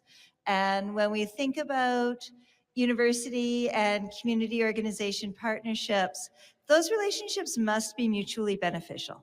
They must be good both for the university partners and for the communities and the organizations that they're choosing to work with, or that are working together. Capacity needs to be built in both types of organizations. There needs to be recognition that there is knowledge, expertise, and connections on all of the sides, on everybody who's coming together. And that really needs to be recognized. Sometimes from the community perspective, we feel like that there are academics who approach us as they have all the knowledge or the capacity for doing research. And we're like, hey, there are things we really know about, and that needs to be respected. We also need to be aware of power and privilege dynamics and how those work and can have an impact. And we need to make them visible in order to really have respectful, equal relationships. We need to make sure that nobody is taking over, but that everybody involved, each partner is involved in defining the relationship and understanding that that's an ongoing process, that definition of the relationship doesn't just happen once. Although I would also like to say that it's really helpful to have partnership contracts and have things clear and written out with an awareness that there may be shifting as we work along, and that as we develop, there might be changes in what that looks like. there needs to be willingness to do things differently from the way that we're used to doing things. And so that might be in the time that we hold meetings, in the ways that we hold meetings. And I also want to thank Elder Noel and Langan for sharing cultural, traditional, spiritual practices today. That's a new thing that's coming into community and academic practice that, relatively in the last couple of years, that it's becoming normalized. And so we are able to change. And we're able to think about different ways of doing things, different ways of building an agenda, different ways of composing committees. To think about, are there colonial or other structures that feel like barriers to some people's participation? And how do we address those? How do we get over those? I had an allocations committee meeting yesterday looking at funding, and one of the comments from committee members are, oh, that actually is from ARPERG, a university organization. They're accounting for childcare in this project. We like that. That's thinking about barriers. Yeah, I talked about that. And then some of the things that, from my perspective, that universities can really offer to help contribute to community success. Research is an area in which we're really interested in. It's useful to us. And it's about helping us to do the research that we need data on. We often really need data especially to access funding and to do advocacy. Those are often the two primary, and actually to serve the people that we need to better.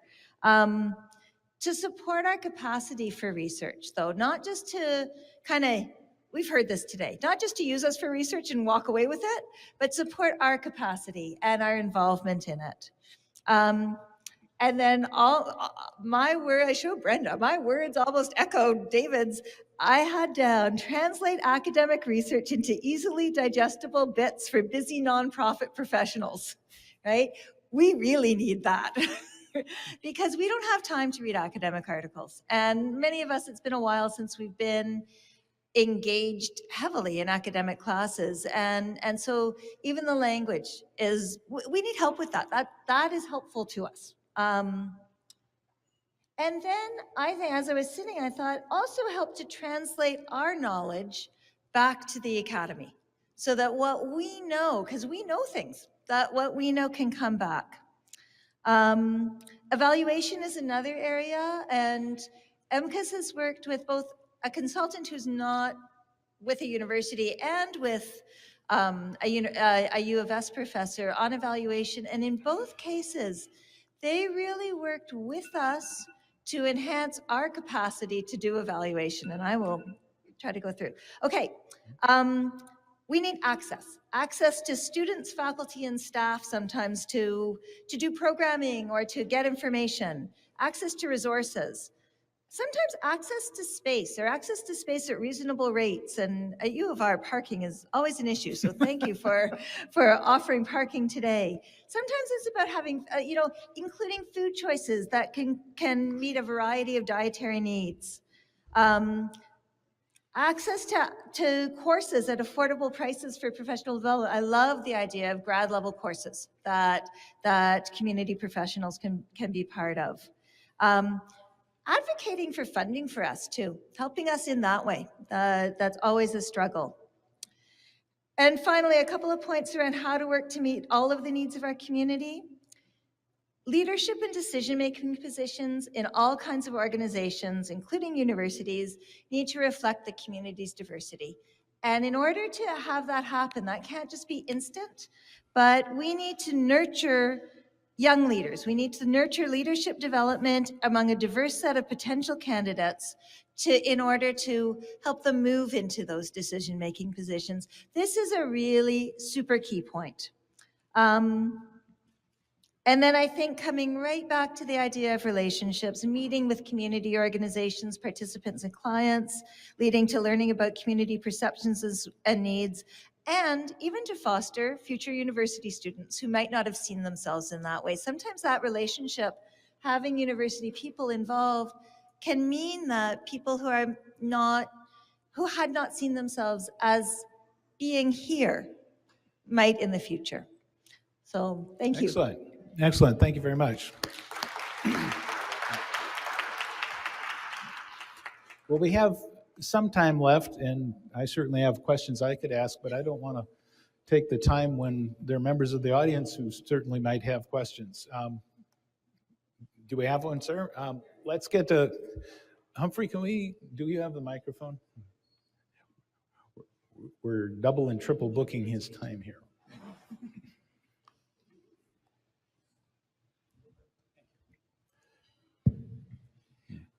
I just want to make a comment and ask a question. Please hold your mic close. Sure. Because the folks on Sure. remote. The greatest university in the world of all time was the University of Socrates. Think about it, the university. What did he create? Excitement of ideas coming to us even today. There's nothing more exciting. He produced some of the greatest students who became Plato and Aristotle and all that kind of stuff. And I just want to ask the question, how have we changed from that time till today? Great question. Panelists, what do you think? In 20 words or less. No, I don't know. Patricia, do you have a thought? You look like you have. Well, one small thought. I mean, that's what I was saying about what really is the definition of traditional scholarship. We are told there's a model now that is the brownie points you mentioned. But is that really what it's all about and where we want to be with universities? And maybe it's time to start challenging those terms that we have to live within. Okay, Rhonda, it looks like you have a thought. I have a little thought. My little thought is who has access to the university has changed. So in those days, there were no women, right? Women were not, their minds were not considered able to even have high-level intellectual conversations. So we, and certainly cultural diversity wouldn't have been included. So who's part of the conversation has changed since those days. Bettina, you have a thought? So I think I'd like to just probably add a bit to, I appreciate what both Patricia and Rhonda have said, and I think that, you know, I'd like to add, how can it continue to change and build on a bit of what Patricia was getting at, in that, you know, right now we're at this kind of, I think a bit of a juncture, turning point within universities. And by that I mean we need to start to, I think, change a bit of the model in terms of how faculty are evaluated and what counts and what doesn't count. You know, you know, serving community, working for community, working with nonprofits, you know, looking at, you know, whether it's research that is benefiting those nonprofits or other community organizations, reports versus peer-reviewed articles as the, you know, and other such publications as the only kind of way to move forward, right? And I know that at First Nations University, it's one thing I love about working there is we tend to, I think, embrace that work with community and value it as we, you know, in terms of the faculty and instructors there, and that's a beautiful thing. It's I think, you know, something I'm grateful for, because for me, you know, my passion is working with community and serving community, and I love writing, but I want to see that go somewhere. I want to see it go somewhere, and I think that is, you know, if we as universities can try to change that model of what, you know, of how instructors and faculty can move forward and you know, and honor other ways, right, than simply what has traditionally been acknowledged, then I think we're getting somewhere. Thank you. It's a very intriguing question. Thank you for bringing that up. Elder Knoll, is there anything you would have to say about that conversation question? Well, he's just wondering about the tradition of inquiry that Socrates and that ancient civilization brought. Where are we today? And I think the discussion of how and who has productive conversations may be part of this. Perhaps you could reflect on it in the context as well of your observation about where can the academics, in your experience, add value in community, given, you've articulated where they're maybe missing the mark, or even maybe, you didn't say this, but wasting time. But where are the most fruitful opportunities for that dialogue with the practice community and the academics? I think we have to move the other mic. Yeah, thank you. Okay, I found keynote speakers' points about how to assist voluntary organizations to be very helpful in terms of proposal writing. University academics are very good at proposal writing. Hire them to do that voluntarily. And then the other thing is organizational behavior. We, in particular, within First Nations organizations, are only now entering that field, and we have had a lot of difficulty with regard to, because we're attempting to work in an environment that's foreign to us, that is a non-Indigenous environment. We sometimes have difficulty with some of those concepts, and so that would be very helpful. And but I don't want to put the academics in the same boat as the Department of Indigenous Affairs, but it seems that there are experts that if their credentials are utilized to the greatest efficiency for nonprofit organizations, that would be most beneficial. Like I said, we don't need experts to tell us what to do or what the needs are. We need experts to help us develop our capacity. So that's what I wanted to add to this. Thank you. Appreciate that. We probably have time for one more question, and then we will, Dean Griefenhagen will tell you whether you've earned a break or not. So, sorry, I shouldn't put him on the spot.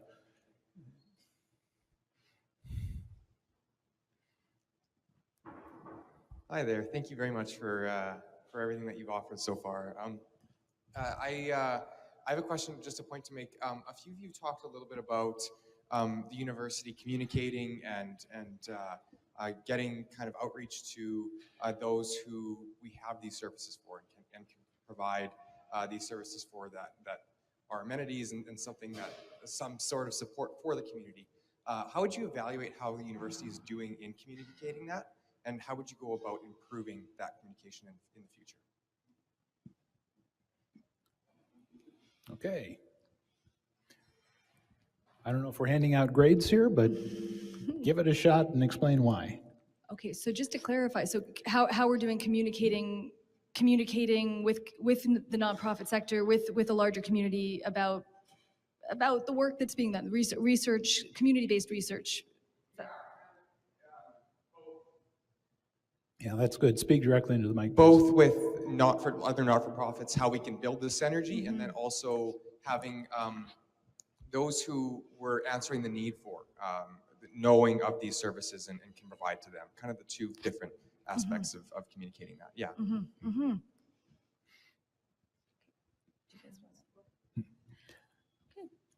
Well, I'll how we're doing communicating right now. I mean, I'd say that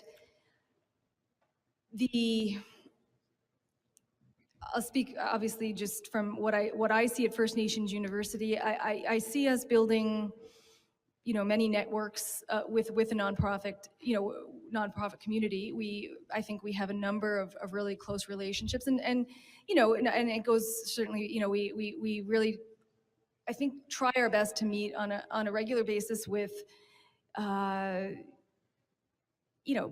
bands, tribal councils, the larger nonprofits that are not just in Regina, throughout throughout Saskatoon, PA, where our campuses are based. The relationships, as Rhonda was referring to, are we building those relationships is a priority, and that's the first step, right? So making sure that there's regular communication, regular meetings. I think that we often try our best to do that. That's where we'll often have that information shared, right? And in terms of in terms of the actual sharing of research information, right? That really takes place, I think, with the individual researchers versus the larger university, right? We have often our kind of key lead researchers who are working with different nonprofits, and they're the ones who are in that role of kind of really maintaining the relationships, communicating, what's being done. I think for me, it's hard to speak for everyone. I can speak for myself. I can speak for my close colleagues in terms of what they're doing. I think that not enough is being done. Often I'll say that. I think there's not enough communication. I think there's not enough of a priority placed on taking, again, that direction from the community. I think, part of the problem with the system that we have here, and this ties back a little bit to the previous question, is that it's easy enough to say, you're doing work with this community or that community, that you're doing this research project, but is it something to check off on a CV, or is it something that you're actually long-term committed to, and is that long-term relationship a priority? I'd say for a lot of my colleagues that is, and it's an everyday struggle to ensure that those relationships are maintained, right? Relationships take constant work, and so I think for myself, with the partnerships that I value, it's constant communication, it's constant checking in, and that's not always easy, right? When you have a million different administrative priorities or other things that come into play. But I think that if the effort's there, then and again, that thinking heart's there, right? That will guide you in terms of ensuring that communication is always there. And that as I said, I think a challenge always is that there are many people here who will say that they're doing this work, on behalf of communities, on behalf of Indigenous communities, and it's a lot of smoke and mirrors. It's a lot of we're here, but we're not. They're not truly committed. They're not communicating on a regular basis, and it's more of a career advancement opportunity than it is really about the communities themselves. So. I think with that, we're going to have to conclude this session. Please join me in thanking our panelists for their contributions.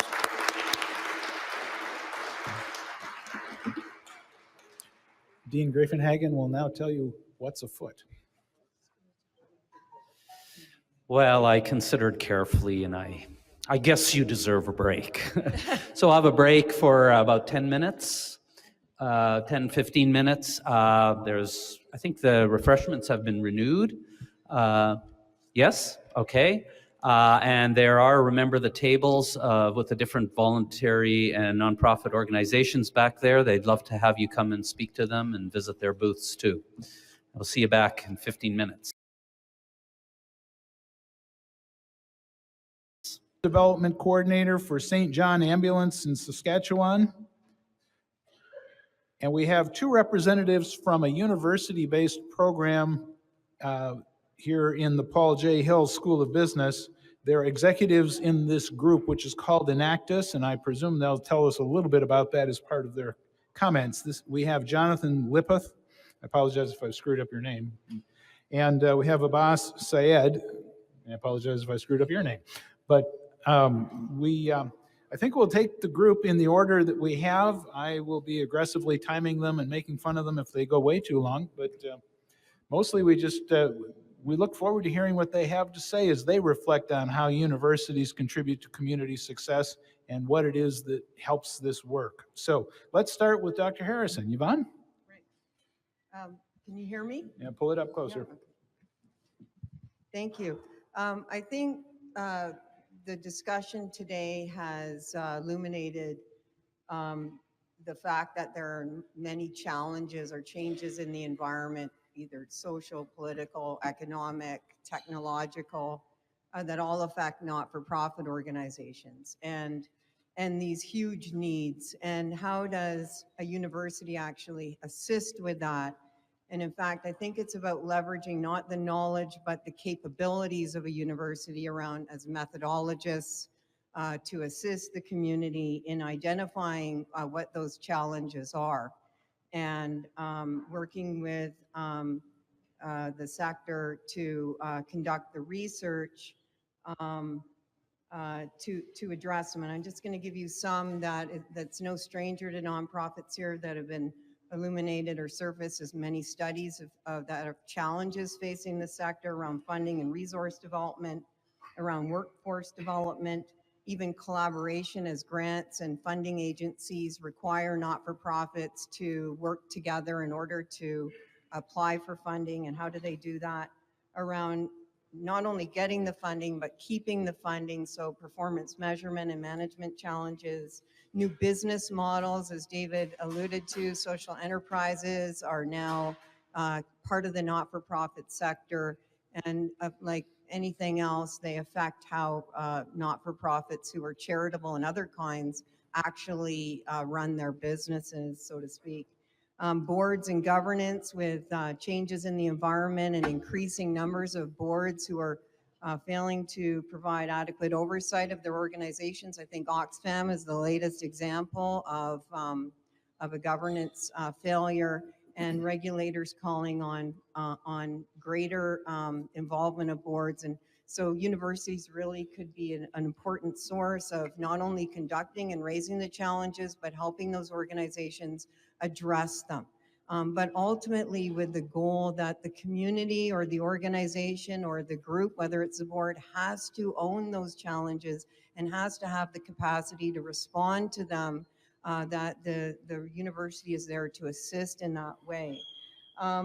The other point is to recognize that we aren't the only game in town and that there are multiple stakeholders in this environment. It's a multi-sectoral arena, and we have to acknowledge the role of governments and other not-for-profit organizations.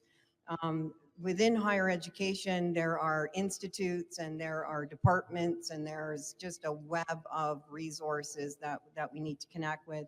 And then, of course, we can't forget the community foundations and the local capacity builders like United Ways and others that we must connect with and try to pool the resources that can provide the technical assistance. I want to highlight the technical assistance part of change because I think the community is very well and able to adapt, but there's things that we can interject that we have on a technical side of things that research has shown has made a difference. So thinking about change beyond adoption, but technical capacity and adaptive capacity to address some of these problems, and then ultimately measuring that impact. What role could VSSN or other kinds of organizations like us play? Education and professional development. We know that there's going to be there's a turnover of staff. We need to prepare the next generation of leaders. We need to educate leaders for increasing roles in leadership in their organizations as the baby boom retires. We can be a convener and a collaborator, and we can help advocate with you around legislative advocacy, administrative advocacy. We have an organization full of students who are so engaged and want to, and we're going to hear from a couple who are going to inspire you. I think technical and research assistance, outreach and consulting, as David's center provides, are all other ways that we can contribute. But I think also, more importantly, perhaps most importantly, is public perception of the not-for-profit sector, and what are ways that we can do to share knowledge, disseminate the real impact economically, socially of this sector collectively on our communities. Excellent. You didn't have to stop right that second, but it's appreciated. So, thank you very much. So let's hear from Sarah. Please pull the mic closer. A little closer? All right. I'll really get in there. So yeah, I'm Sarah Hanna. My title is Engaged Learning Coordinator at Campion College, another federated college of the University of Regina. Engaged Learning is a community service learning program. I'm sure there are many, many people in this room who are involved in community service learning, either as faculty or, quite importantly, as our community partners. So for those of you who don't know, community service learning is a way of offering students an opportunity to do service in their community, reflect on that experience, and write about it in light of the courses that they're taking.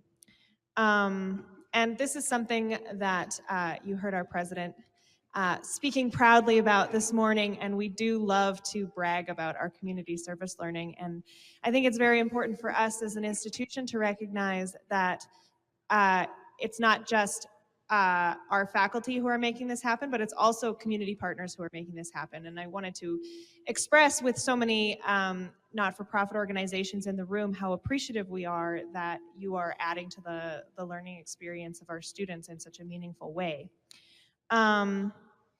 At Campion specifically, we are Canada's only Jesuit undergraduate institution of higher learning. So we're a Jesuit college which has a certain spiritual heritage to it, and one of the key images in this in the spiritual life of Jesuits is contemplation in action. So I think this is something that is really expressed in how we do service learning. It's what we hope our students will experience, that they will be active and engaged in their communities, but also that they are thinking deeply and, in an ideal world, learning something. Some things that I see as, and I wanted to add to that actually, in light of some things that were said in the last panel discussion, that I see this as really heart and spirit work for our students. That oftentimes they are dealing with and experiencing dynamics of power and privilege that they haven't encountered before, or just communities that they haven't encountered before, or are not accustomed to spending a lot of time with. And I really see a great need and desire to engage with that at that level, not just academically. I think that's something that institutionally we could do a lot more to support. I know a lot of people doing community service learning are faculty members kind of doing it on their own, and that's a lot to put on a faculty member who is also doing things like creating community partnerships and facilitating student learning. Something I see as a big area for growth at the U of R is especially in the area of service learning, is collaboration. Like I said, there's a lot of people and groups at the University of Regina who are engaged in service learning or related work. And I would love to see us working together more and finding more common ground. And something that I see as a great strength of the student population at the U of R is I get so frustrated when I hear people talking about disengagement among the youth, because I see in my day-to-day experience a lot of young students who are really eager to and excited to get involved, and it really is an amazing thing that I wish everybody could get to experience. But often they either don't know what's out there in terms of what's available to them as an opportunity, what would work for them perfectly, that they're searching for something specific and they don't know that it exists. And or what they do know about doesn't really fit them well, or the things that we're already offering don't fit them well. So I think a great thing that we can do at the U of R is matchmaking, helping students to make those connections. And I want to say something that really struck me from your talk, David, was the idea of small wins. I really see small wins as my game, and I think it's really great to celebrate, the individual student who found a nonprofit partner that they wanted to stay with and that they built a real, genuine relationship with. And I think we can really celebrate those little moments with our students and for our institutions as well. Thank you very much. Look at that. Wait, everybody's finishing up faster. So, yeah, find whichever one is most easily accessible to you, but do talk closely to it. Thank you very much. So yes, my name is Kelly Husak, and thank you so much for having me here today. It's a great privilege and honor, and I'm happy to be able to talk about this buzzword of engagement that we've been talking about so far today. And I don't mean buzzword in a crass or negative way in any ways. It's a really important term that I think is becoming a little bit more seen. As you can see through an event like today, there are people that want to be out there and want to be engaged, and we need to make sure that we're encouraging that and doing it in the most appropriate way possible. And so when we talk about some considerations, I want to talk a little bit more in the question that I'll lead later about the stakeholders in that change making and in engagement and that process. And so I invite you to come and let's dig a little deeper into that later on. I mentioned we all have our reasons for engaging. I think we need to always go back and reflect on what those were. So I have my reasons for why I've come to be involved in the community. And I think it'll be very similar and consistent, and we'll see a lot of reasons that will, or a lot of those same reasons reflecting over and over again. And so we need to make sure that we're drawing on that as we go. But also another consideration that I have is we need to have true intent in what we're doing, and then matching that intent with the capacity and the community need. So within my organization, we work with a lot of students, and the university comes into that and plays it by supporting us both in kind and financially. And those are all really important pieces. And we need to make sure that we're matching that true intent and need, and we need to examine why we're looking at student engagement. Is it to serve the community, or is it more so to benefit the student? And I'm thinking the more I'm digging into this, it is to benefit the student, especially in a context like we've been talking about it today. And that's not a bad thing. That's just fine. And sometimes we need to be making sure that we're bridging that gap because that's the key component to engagement. If we're not bringing people in to the community in a way that's accessible and relevant to them, we're not going to make any meaningful engagement happen at all. And so the university also has many contributions that they make, and students are a major source of energy, and that's what we like to draw on in our organization. I was a student who came through the University of Regina and got involved in Search and couldn't leave. It really grabbed me at the right time in the right way. And I hope to be able to do that for other students because it's been able to open up so many doors. Each and every one of us holds many different talents that we can contribute, but the most important things that I think we need to remember is that we need to bring groups together to have that meaningful engagement, and also determining and defining what engagement is in a variety of different contexts, because each and every one of us in all of our different nonprofits and organizations and universities and so on and so forth all have it mean a different thing. But as long as we're making it meaningful and having that correct intent, then I think that's where we need to build from. And to reflect, or not reflect, but to echo a little bit on what many people have said, relationships take time. It's not going to happen without that understanding of relationships and that they evolve and continue to build. But let's remember that there is always that one main goal. And if for that today, I want to propose it to be engagement. Thank you. Thank you very much. Let's give a round of applause. All right, and next we have Sarah Gallagher from St. John Ambulance, Saskatchewan. Yes, thanks for having me. Just to give you a little bit of background with me, I have been working in nonprofit now for the total of 13 years. So I've worked with various nonprofits, including the Canadian Red Cross. I've volunteered with Habitat. I've worked with Ronald McDonald, Canadian Blood Services, and La Fédération des Francophones de Saskatoon, which is the Saskatchewan Francophone Association. Sorry, bad translator. I'm a French, sorry. Anyways, I have to echo what was just said in terms of it grabbed me at a young age. So nurturing that is incredibly important. When it comes to the university, or any university, it's further educating students on the nonprofit world and how it can be attractive. It is an image that needs to be changed. We're going through that right now. Collaboration is a big deal. Yes, relationships, I'm echoing exactly what everyone else has said, but relationships are vital to our survival. I've worked in nonprofits where, we really had to fight for a grant. We didn't get it. That means we didn't get a paycheck for 2 months.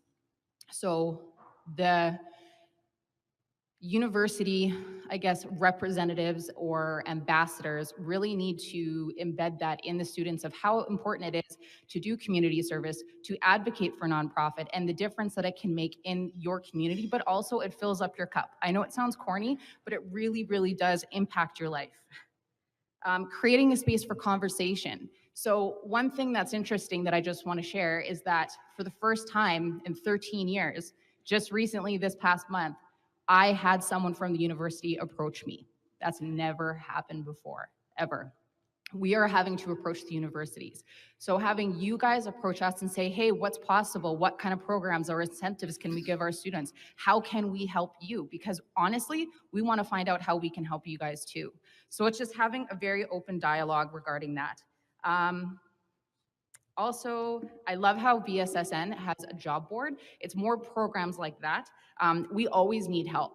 We're not in it for the money, as you have echoed. We're not in it for the salary. We're in it for the passion and the love for nonprofit. So we would love for students to get experience and to fall in love with nonprofit, even if it's for a short time, just for a short time. You don't have to be a lifer, like many of us, it sounds like we are, but just to even get into it for a little while. And the other thing is to celebrate our wins. Because we go out to the community, we have to really work at being visible. We would love to have the university congratulate us on our 100th year in Saskatchewan. Little things like that make the biggest difference. And then, yeah, it's just creating a space to educate and discuss possibilities in partnership. And yeah, that's it. Sorry. Sorry. Thank you very much. Okay. So next we have our two representatives from Enactus, and I trust part of what you'll do is help us understand what Enactus is, but then go beyond that because same questions that everybody's addressed. So you'll be starting off? Perfect. Yeah, thank you. Thank you. All right. There is a little, in your package, I'll start off, there is a little sheet that you can kind of follow along as I go through our introduction.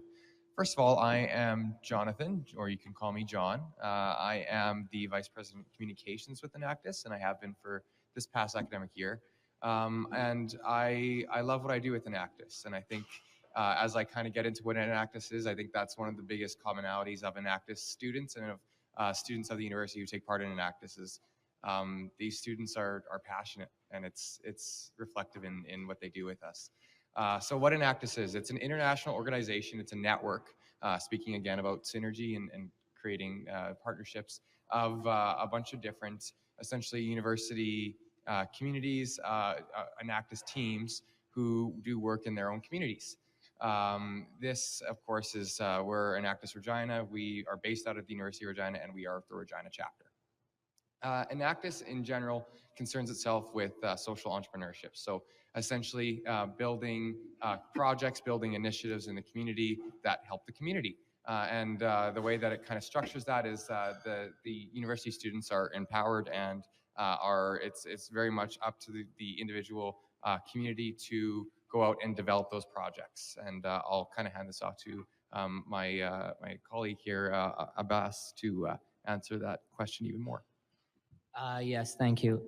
So just to start off by answering question one, how can the university contribute to community success? Well, speaking from a student's point of view, I think it's comes down to two main things that we found that Enactus is, well, number one, Enactus is community, sorry.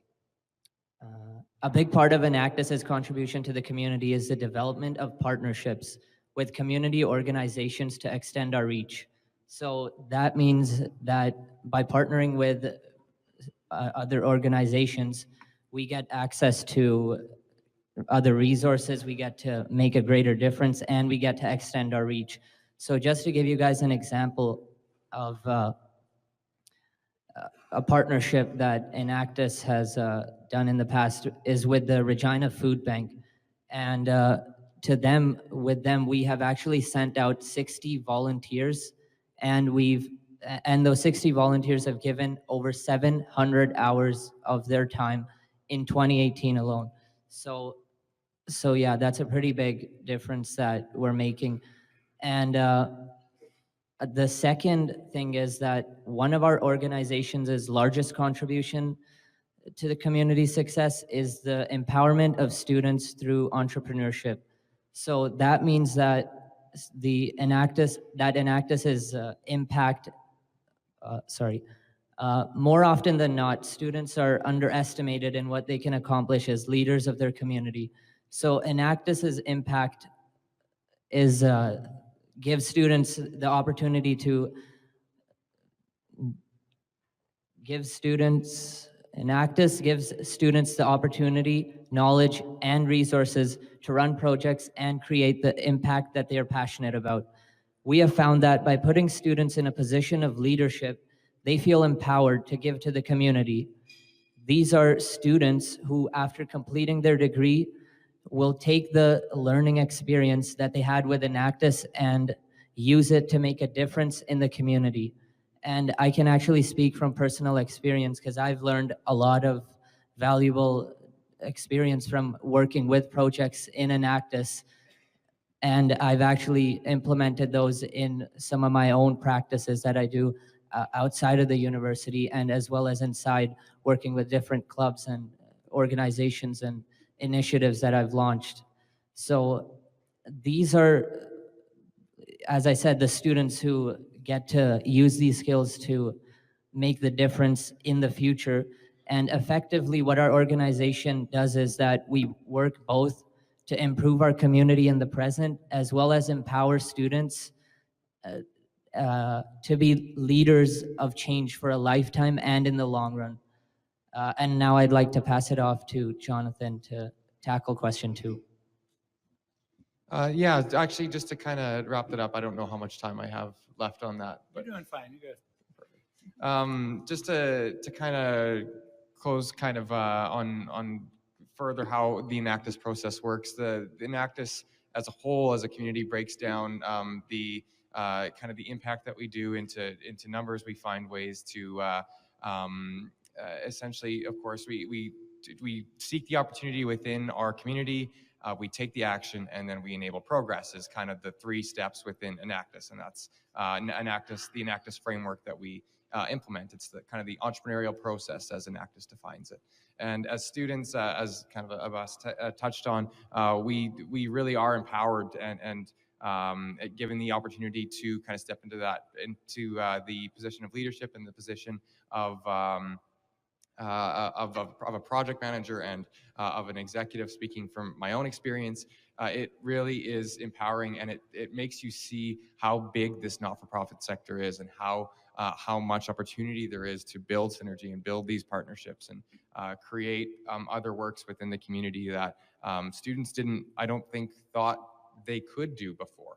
So that's really a huge part of what we do, is just allowing students to really learn about their own strengths and how their own strengths can provide to the community. Yeah. Excellent. Thank you very much. Let's give everybody a round of applause.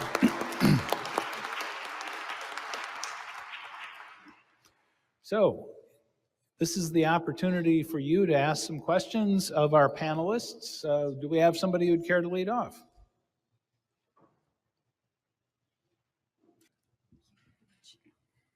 Hello. Thank you all. That was great, and it was really wonderful to hear about the work each of you are doing. And I guess a question that occurred to me while you were talking is, and this kind of ties into a question that came up in the last panel, you know, how have universities changed, right? And how are they changing? And one thing that I know I was talking to Rhonda about that we didn't get to speak to is that, you know, what counts as knowledge has changed in some significant ways, right? Compared to, you know, when Socrates and Plato were doing their thing. And so, you know, that's been you know, an incredible change, and one that we're seeing so much of now, right? You know, at FN Univ, traditional knowledge is really valued, right? And you know, we absolutely look to the nonprofit sector in some significant ways, right, to provide knowledge for, you know, in the classroom, and, you know, as guest speakers, in terms of our research. But so I wanted to ask you guys, where do you go when you know, in terms of information gathering? Where are those key resources for you? You know, and is it the university or is it not? And is it not? You know, where are you finding the greatest information of valued information in terms of the work you do? And where could the university maybe fill that gap? How, you know, how could the university fill that gap rather? So. Thank you. So, Yvonne, you want to start off? I think you're right. Knowledge has changed because problems have changed, right? And no longer can we solve them within one academic discipline. So I think it's multidisciplinary, it's interdisciplinary. Within the university, we have to work across disciplines, and seeking out those relationships internally is really important, what that knowledge is, and bringing people together, because you might not know, right? As David alluded to, we're dealing with some wicked problems where we might not even know what that problem is. So the key resources, I think, are within the university, and having forums like this just to bring people together to identify who's interested, who's working on what, and to try to create I guess, a database around that, and to interact with those individuals on a regular basis. And I think that was really the kind of the impetus of today. But where do we go? I mean, we've heard about knowledge and praxis, or we've heard about praxis. Scholarly journals are obviously important. Practice journals are important. There's so much knowledge that we have to have access to, and I think this has kind of overwhelmed our lives, that we have to not only keep abreast of traditional scholar, and, you know, the nature of scholarship has changed. It's no longer just peer-reviewed publications, it's new courses, it's online tools, it's service to society, it's software and patents and intellectual property. And our world, our heads are spinning around all of this stuff, and which discipline values what part of that scholarship, right? I don't even think, because it's so emerging so quickly, that we really need as a university to get a handle on that. And because I think it's particularly adding to our workloads, and then our ability to really connect to community, to really engage, especially for those of us who this is our core competencies. I came to the work that I do from the academic world, and so my natural first instinct when I don't understand something is to look on JSTOR, but it doesn't always serve me that well. And I think what I've learned in the past couple of years is that I don't necessarily know what I don't know, and that when I'm in a situation like that, it's having colleagues and people who can sort of point me in the right direction that is the most useful tool for me.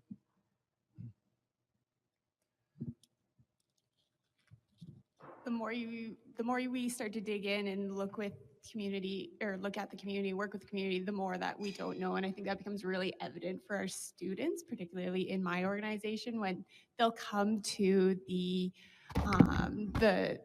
the clinic, they'll start to volunteer. We know they come with great skill sets, and then they engage and they're like, wow, I don't know anything. And so that is a challenge. And then so how do we build that, and how do we put that theory that they know, because they have that skill set, they have that knowledge base, how do we put that into practice? And so a lot of times it does come down to that the knowledge that they're gaining from the university. I know for myself, when I'm looking for that information, we've been really successful in partnering with different classes. So from an organizational capacity perspective, we have right now, one of the things Search is doing is working with Yvonne's Nonprofit and Innovation Leadership Certificate 200 course in developing a lot of kind of better practices for Search. So the students are digging into the organization, learning about the organization, and then coming back and presenting to us so that we can take that and run with it. And so that's very cost effective and very innovative. And it's been really beneficial to us in the past. We've done it with other courses as well. And then sometimes there's almost too much information at times. Like, I know there's so much coming through my inbox and I'm just trying to take it all in, and there's a toolkit here and a toolkit there, and I'm scanning. Okay, great. File it away in my brain, next. And I'm working on a project right now that's doing community-based research, and we're trying to develop a toolkit, and I'm so scared that that's going to happen to that, and I'm trying to balance that out. So I don't know, it's a tricky thing to balance and figure out as we go, because we need that information, we need access to it, but then there's a lot out there, and how do we narrow it down is still a challenge, but I think maybe it's through those partnerships that we can leverage it a little bit. So part of my job is I call it a relationship manager. So I'm coming at this from strictly a non-faculty point of view and simply nonprofit. And we have looked to the different universities and colleges within Saskatchewan for some resources, but we really have to diversify just because we're in a position where you have to know people in different areas. But right now I'm learning so much, which is fantastic, knowing what type of programs you guys have. And now I can say confidently that I will reach out and it will be a point of contact. But have we always looked to the university? No, and sometimes it's been difficult, right? Because you guys have a lot going on and a lot of different research going on where we need a quick answer, or we need to know, can we get funding? How much community involvement can we get? And it's not always that easy. So my point of view is a little bit different than you guys because I'm not working here, but I'm happy to say that now I'll have more confidence approaching the universities. So, just to share my perspective from a student's point of view is when we start a new project or an initiative in an ACTIS, it usually is it begins with a thorough needs assessment. And with that thorough needs assessment, we can identify the type of information we need and the type of data that's going to help us. And I think what's helped us the most has been partnering with other organizations who've already done the work in the past. And that really gives us a good base to build off of. And we can use their framework and the data they've collected and just build off of it. And yeah, I don't know if John wants to add anything.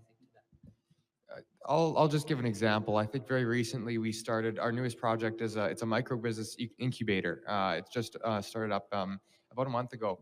And one of our major partners is United Way. And we used a lot of their data that they had on kind of micro businesses in the city and kind of families who might need that second income. And that was a big driving factor in how we structured the opening of that project. Yeah. Thank you. That's very useful. Do we have another question? You do realize our panel is now waiting for the Socratic question to be offered, but and we appreciate it. I want to share something. We've been talking in generalities, but I want to talk very specific. And I want to identify St. John's Ambulance. We had a problem. I'm from Waskimo, which is a private non-profit organization. And I'm non-profit because I haven't made any money out of it, But I just want to tell you, I've been working on this Waskimo project for like 18 hours a day. This is volunteer, no money. But I can tell you one thing, the excitement you get in achieving or trying to reach your objective, which is very high, is the greatest excitement that I can think. So I just wanted to share that, and thank you. Thank you, St. John's. It has made a big difference. All we did was one call, and they were there. And one of the ladies there, I forget her name, she has been a volunteer there for 30 years, 35 years. Well, we have Rose, who just celebrated her 55th year. Oh my gosh. There you go. And you can't imagine the excitement of this lady, as a volunteer. And I can't, no amount of money, no amount of anything could replace that. She brought the expertise, she made it happen, and we had no problem. That's excellent. That's excellent. 55 years, my gosh. Do we have another question? We got a couple in the back here now.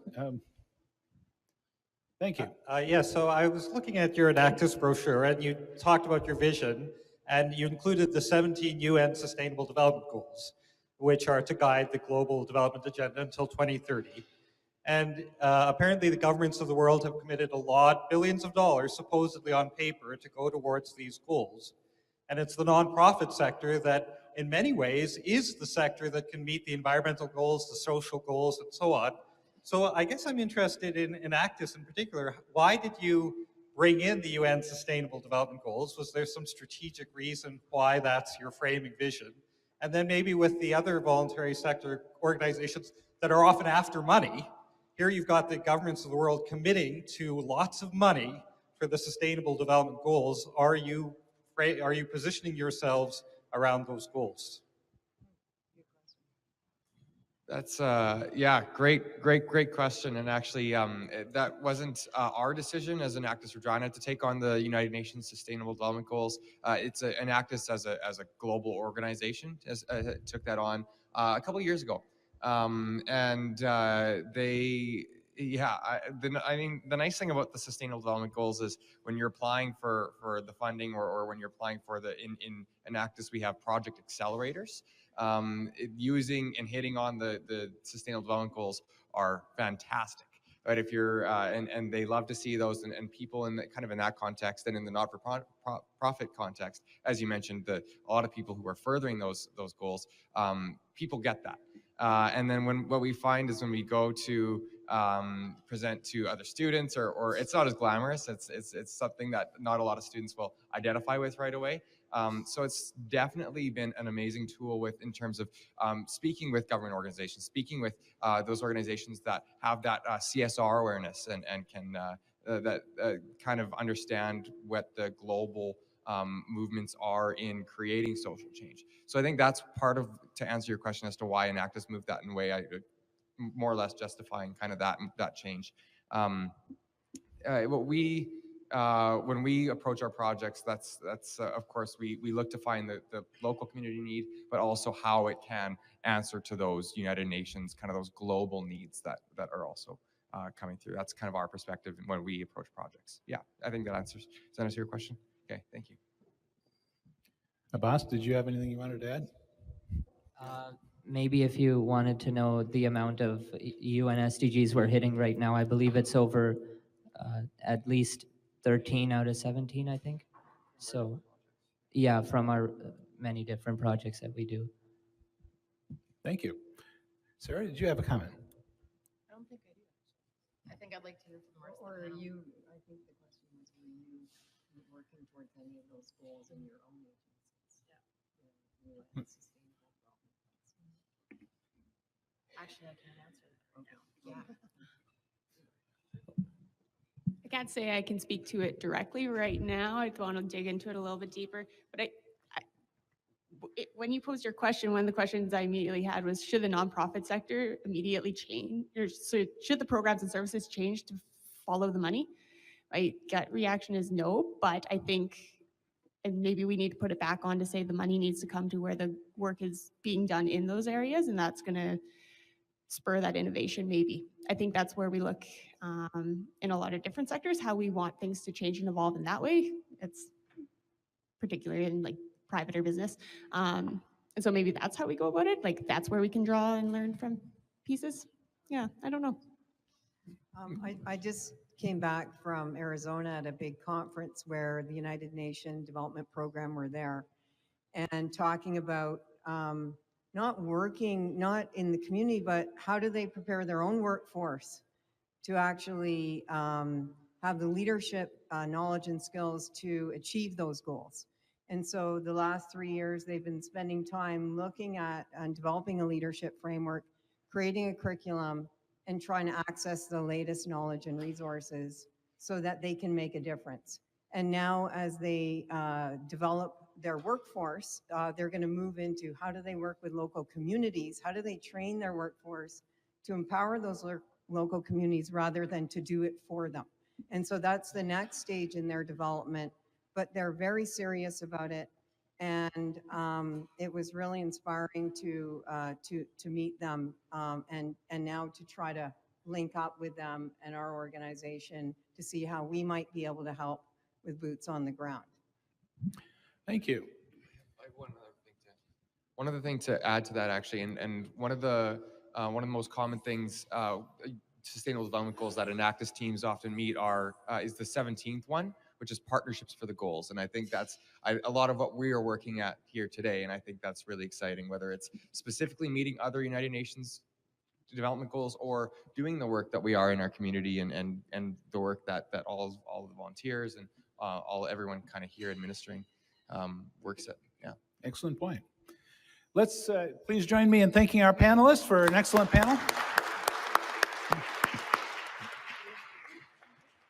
I will now relinquish the microphone to Dean Griefenhagen, who will take us to the next step of the afternoon.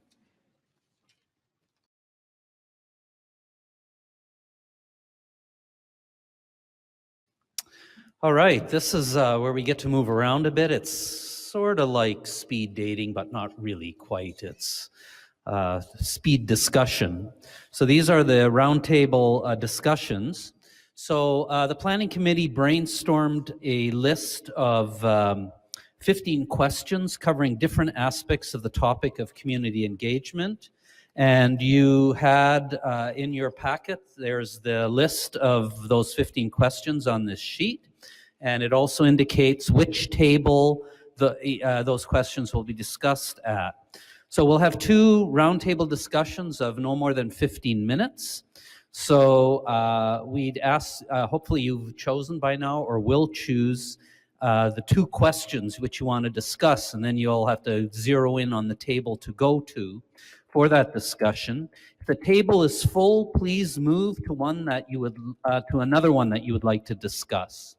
When the first discussion period is over, the chime will sound and it'll be time to move to another table. At each table, there will be facilitators who will be noting the key themes that emerged at each table and be prepared to report on them. There are note takers there as well who will be capturing the conversation. And at the end of the round tables, we'll have about 20 minutes for reports and review of the discussion. All right, so go. All right, we're done with the second round of discussion. This is really speedy. So we've got a bit of time now to share some of the key issues or comments. Our keynote speaker, David, will be going around from table to table and asking you to do a bit of reporting. So, thank you, Volker. Yes, this is indeed speedy. I forget who said this might be like speed dating, but conceptual speed dating. What are you going to do? Anyway, in the interest of time, we'll go around and invite each table to share a highlight or 2 that was particularly sort of insightful and useful. You have the questions that each table addressed in your packet, and so we'll just go through. Unfortunately, we do not have time to get into elaborate discussion, but please remember that today's session is the start of something, not the end of something. This is simply a transitional point from which we can move from here. So let me start by asking Kelly for an observation or 2 from table number 1, which was looking at what are the benefits of community engagement. Could you think of any? We went a couple different directions. I think from the most recent conversation we just had here, focused a lot around humility and understanding what we do not know, and having that focus how we approach our relationships with the community and engaging with that. My first conversation, we talked a lot about the university and why now are we so focused on engagement? Why has academia been so separate for so long? And kind of more just reflective pieces around that. Okay, I think there's probably a very long conversation with multiple pieces to that, but that sounds great. Thank you very much. So let's give table a round of applause. We appreciate the engagement. And we'll go from here to table 2. Abbas, are you ready to offer a thought or two?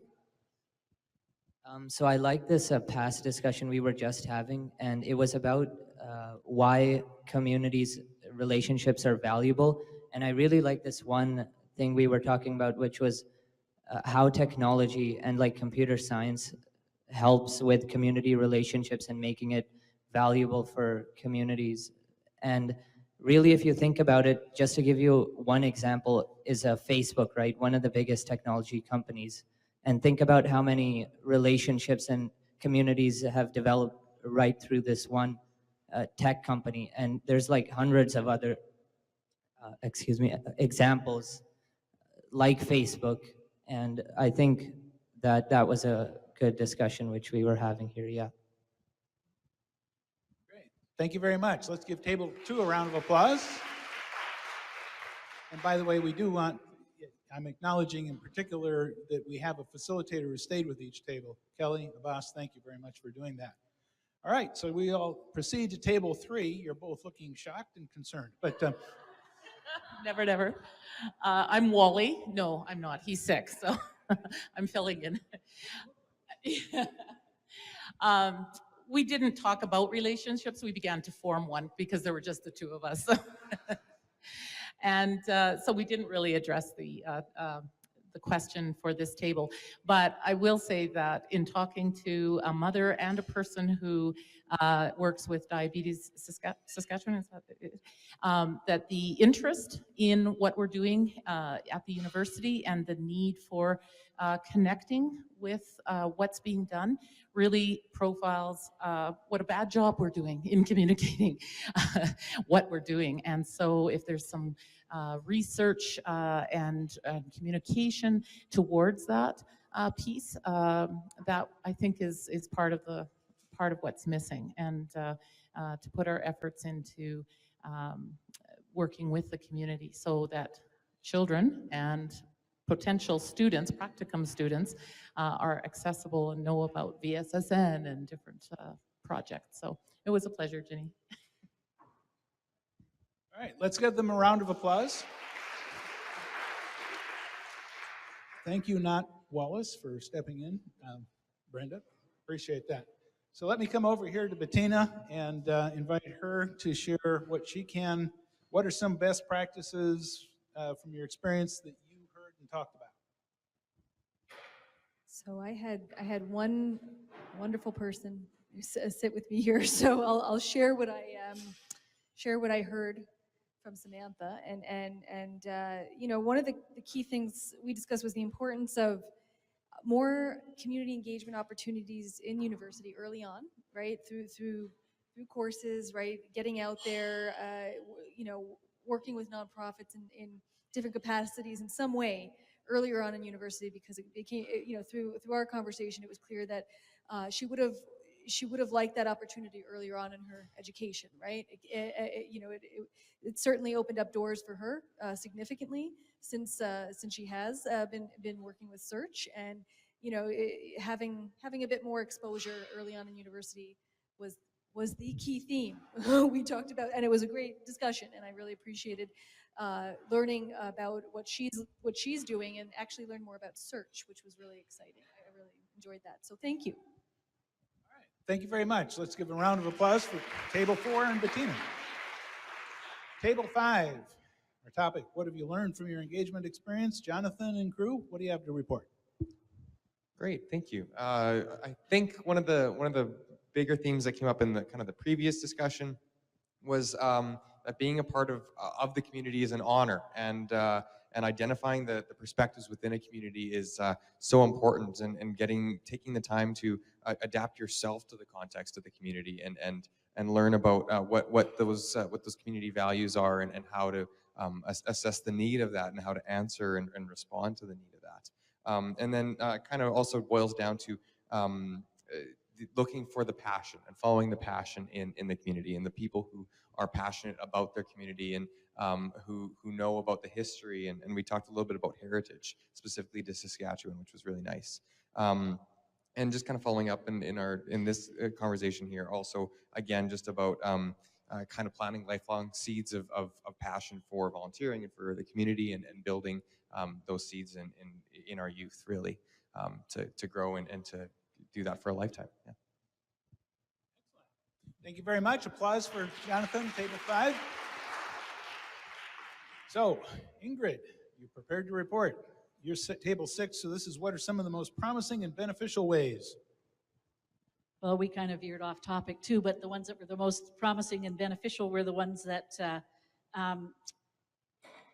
where it connected the needs of students with the needs of community organizations, and were initiated by community, and where there were mutual beneficial relationships.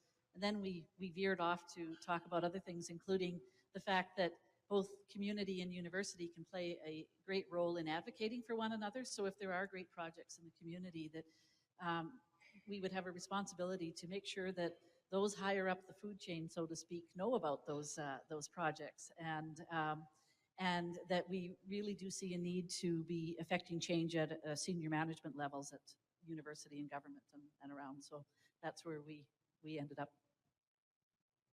Wonderful. Thank you very much. Appreciate that. In the interest of expedience, I'm going to shift to table 10. And Jennifer, you're going to report for this table. Our topic is, what are the greatest challenges?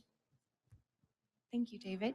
Yes, we had lots to discuss on both of the roundtables. Many of the challenges institutionally boils down to that academics don't always get credit for community engaged learning. So institutions really need to work on recognizing community engaged learning as an academic criteria, and that it is a valued contribution to university and community work. Another challenge is provincial economy, and as the governments scale back in funding, this poses more challenges for the nonprofit sector and community and university. There's also gaps in getting university expertise to the community level. So really continuing to work on breaking down barriers between the university and community to create better partnerships and collaboration. Excellent. Thank you very much. Working way along, Dean Volker shall. So the question here was, are there particular fields of work or types of activities that hold the greatest promise for community engaged learning, success, and impact? And the answer was no and yes. No, in the sense that we have to be really careful about, in advance deciding these kind of things.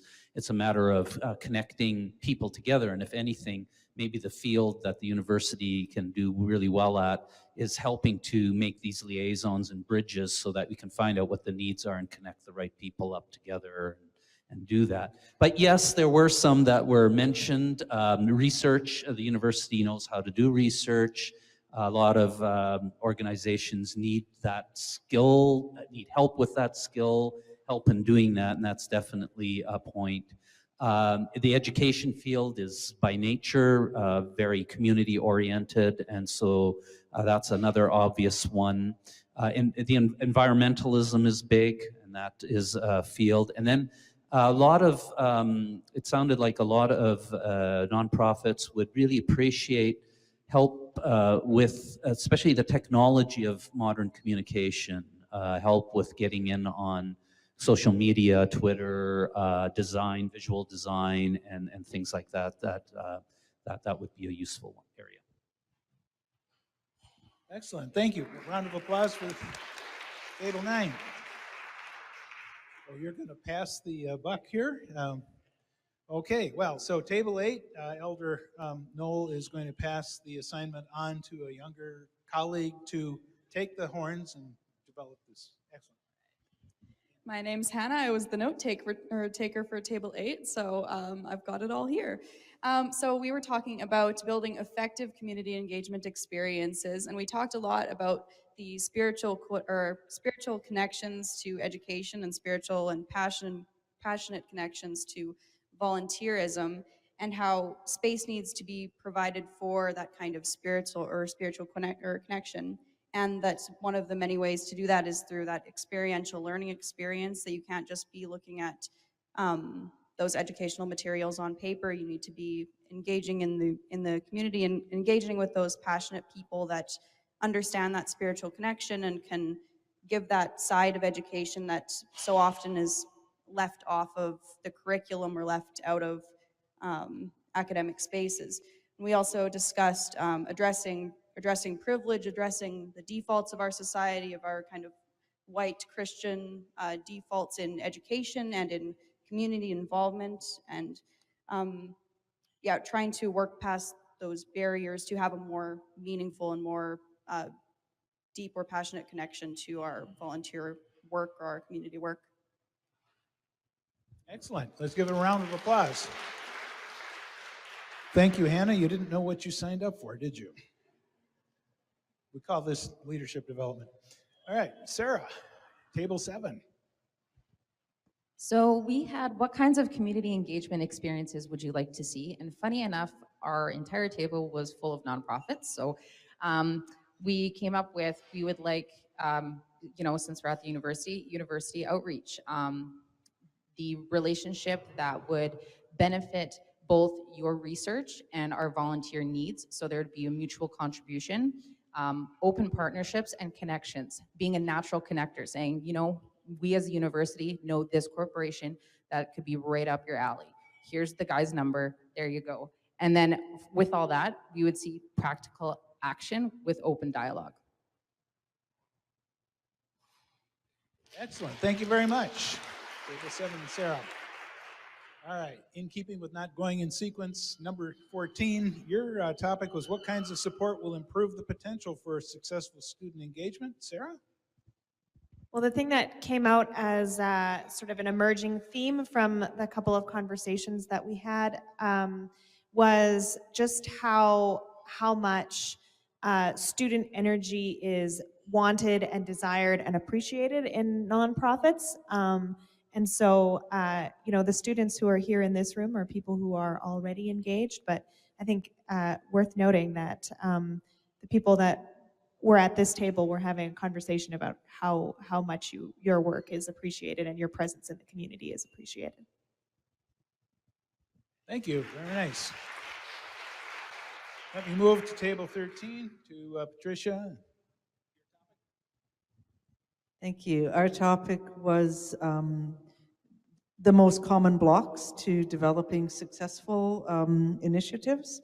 And in the first session, we had someone talking about being at that stage of just being sort of new to figuring out where to make partnerships with the university, and was fairly new to this. And that connected well with the second session where there was some talk about there's no sort of orientation week for community on campus. And that we're actually dealing with some social and physical separation from the rest of the city. Some people never set foot on this campus, and we're not good at reaching out of our space. There are a couple of student buses, but they go to the edges of the city for grocery shopping. And there was the quote, students are the energy. So one idea was to have, it occurred to me there's a big hole on the corner of Albert and Victoria, but we probably couldn't go there.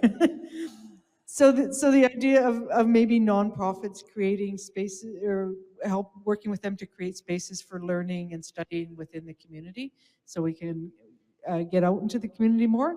Also some discussion of the UN development goals, and that might be something that both the university and community partners don't know enough about, but could work around together. So. Excellent, thank you. Let's give them a round of applause. So we'll now go to likely new possibilities. Yvonne? Sure. Our question was, when we consider likely new possibilities for community engagement, what seemed to be the most needed that could be easily or efficiently developed, low-hanging fruit, and what might have the greatest potential for long-term benefit? And interesting, each table had a different, there was a different conversation, and the themes didn't really, there were not similarities between them. So I'm just going to go through them. One, the low-hanging fruit, engaging students in courses that connect with community, so experiential learning around social media, marketing, that was said, fundraising, because staff really don't have the latest knowledge and there are best practices out there that they might want students to help them learn. And the second was professional development for staff, courses that they could take from continuing education if they were accessible for them.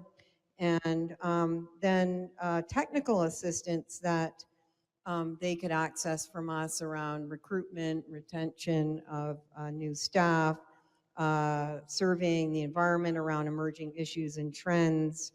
And then more of a longer term was around competency of cultures and even redefining what that is, going beyond race and ethnicity to age.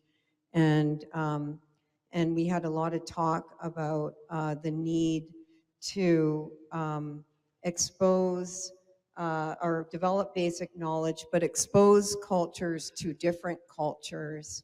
An example of one of our members who's from lived on reserve her whole life and would like to interact with other cultures and to know what is culturally, what those practices are. So from basic knowledge to exposure to engagement with each other in dialogue and discussion, and then creating some values and principles that might guide our work together.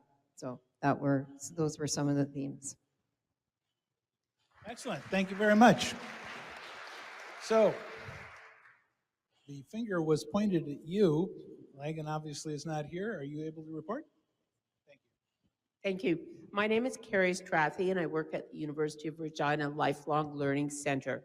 I had the pleasure of talking to two groups about what future might look like in terms of some of the best new opportunities for university community engagement. And one that came out very clearly in both groups was the changing demographics of Regina. The fact that Regina now has a lot more newcomers, immigrants, and refugees who've moved to the city, and a lot more visibility with Indigenous people and Métis people as well. And those are areas where the university could reach out. That oftentimes when things happen with regard to community university engagement, it's inviting the community to come to the university. But the university also needs to go into the community because sometimes these groups are not familiar with the university in terms of bus service to get here, parking if they happen to drive, and just may not have a comfort level with the university itself. So if we can have university people go out to other places, that would be helpful. When we look at things that the university has done in recent years in terms of inviting the community to the university, it's often and almost exclusively related to academics. Things like university admission on the spot. So people who are potentially university students are invited here. Are there ways that we can invite younger people to the university before they get to be in grade 12 so that they get to know more about what the university has to offer and decide that the university is in fact a place that they would like to go? So are there open house kinds of things that we can do that would bring people to the university to learn more about things other than academics, but to learn about some of the research and the other activities that people from the university community are interested in being involved in.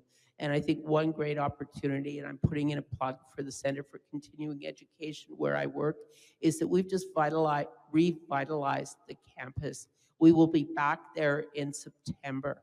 And we are part of the university, but we're also a little bit separate, a little bit easier to get to. And I hope you'll all come and join us for some great activities in September, including the academics at the university, because we can help you to showcase what you do to the rest of the community. Excellent. Thank you very much. And last but not least, we will go to table 15. And your question, how can we engage with culturally diverse communities in respectful and equitable ways? I'm astonished that they asked you to facilitate this table. What do you have to say?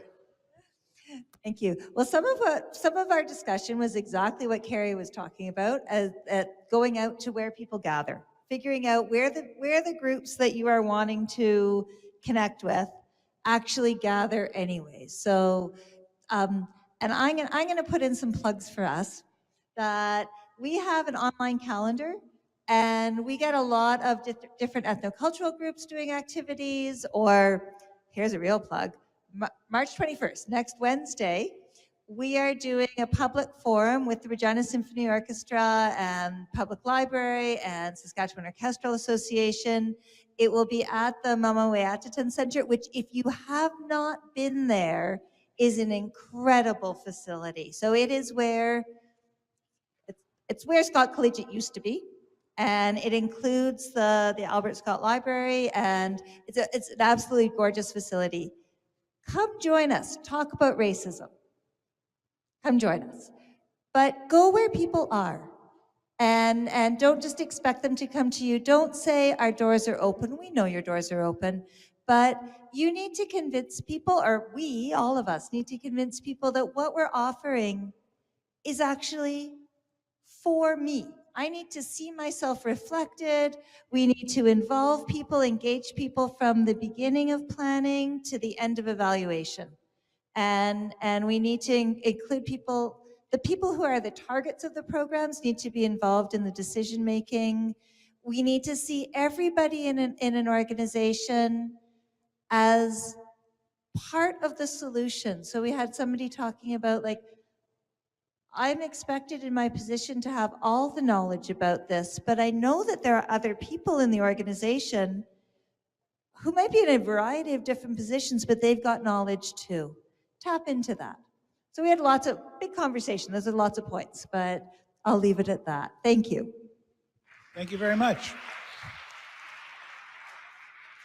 Lots of excellent information and insights, beginnings of ideas. Let me now turn the microphone, if I can get there, over to Dean Griefenhagen, who will lead us to the next closing element of what we do today.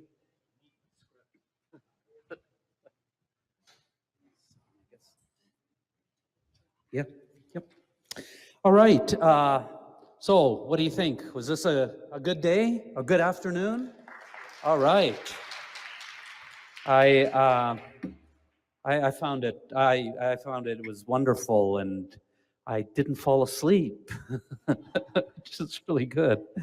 So just a few last minute things here. The planning committee, chaired by Yvonne Harrison and Sarah Hanna, will review and summarize the information gathered today, so it'll be made available to you. Look in your packets, or even on the tables. There's information how you can join the network. Basically, we just need your email address, and if you aren't part of that yet, I'd urge you to do that, because you'll receive electronic updates on VSSN and the next steps for community engagement. You'll be receiving an evaluation form via email that we hope you will complete. We value your input, and it will aid us in planning and preparing future community building sessions. To follow the conversation today, there's a Twitter hashtag, so if you know how to do that, follow away. I won't. I'm a Luddite, and I don't even have a cell phone, so I can't do that.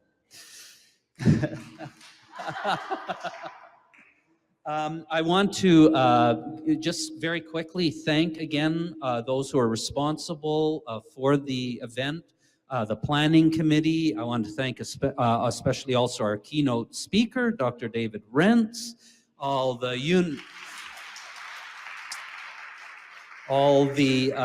university and community leaders, presenters, and then every one of you that isn't encompassed with what I've just said for taking the time out of your busy day to help us engage as a community together. And I hope, I mean, they're all gone now, but there were the volunteer program booths up there. I hope you had a chance to see what they were doing and to help them out. A couple of plugs is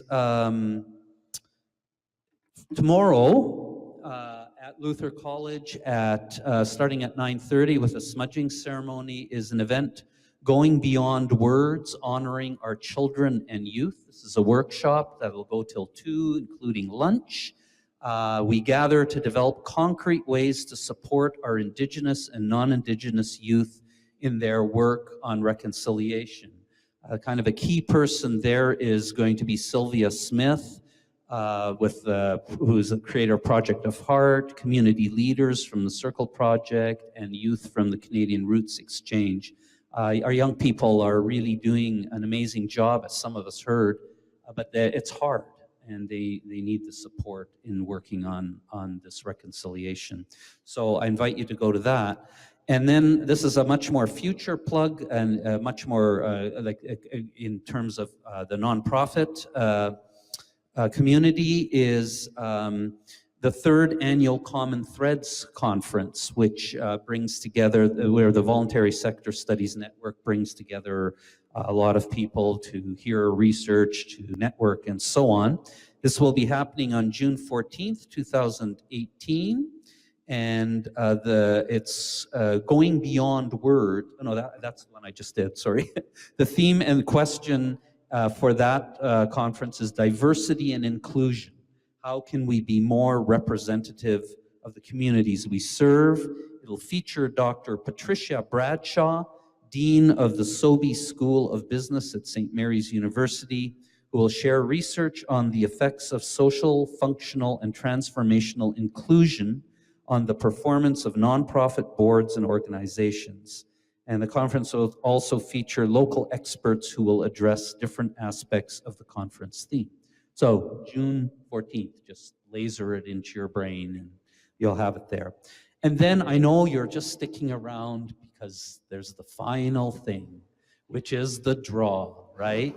So I don't know if Sarah is still around and Rob from the Riders. They are the ones who provided the gifts, so we'll have you come forward and we'll do the draws.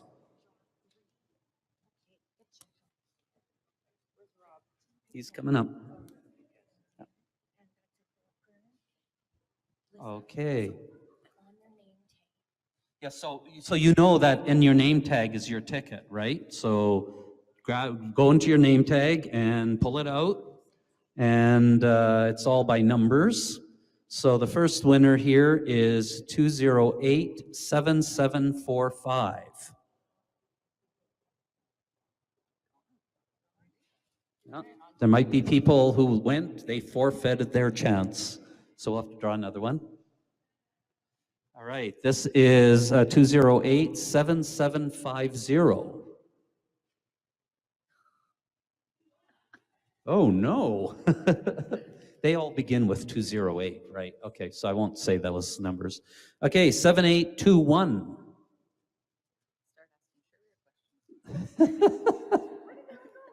Go ahead.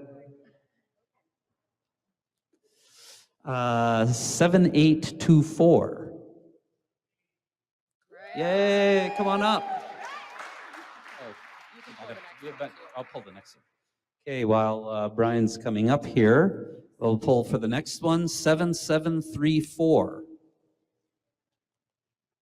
Yay, come on up. And this is the last one. Yeah, yeah, right. So now 7743. No. Oh, do you want me to choose one? 7826. Yay! Okay, come on up. That's it for now. We just have the last one here.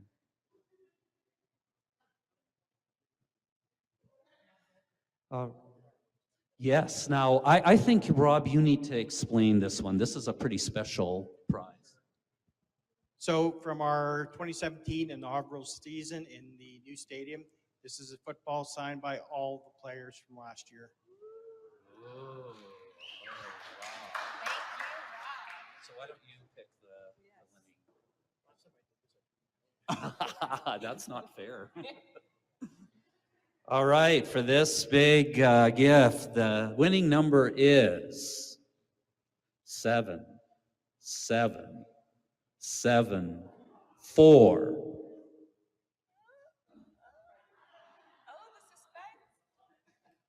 Oh no.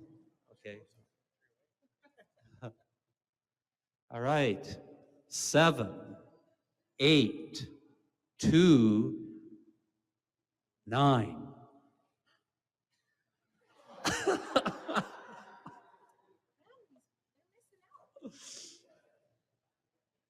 All right. 7, 8, 2, 8. Ah, right on.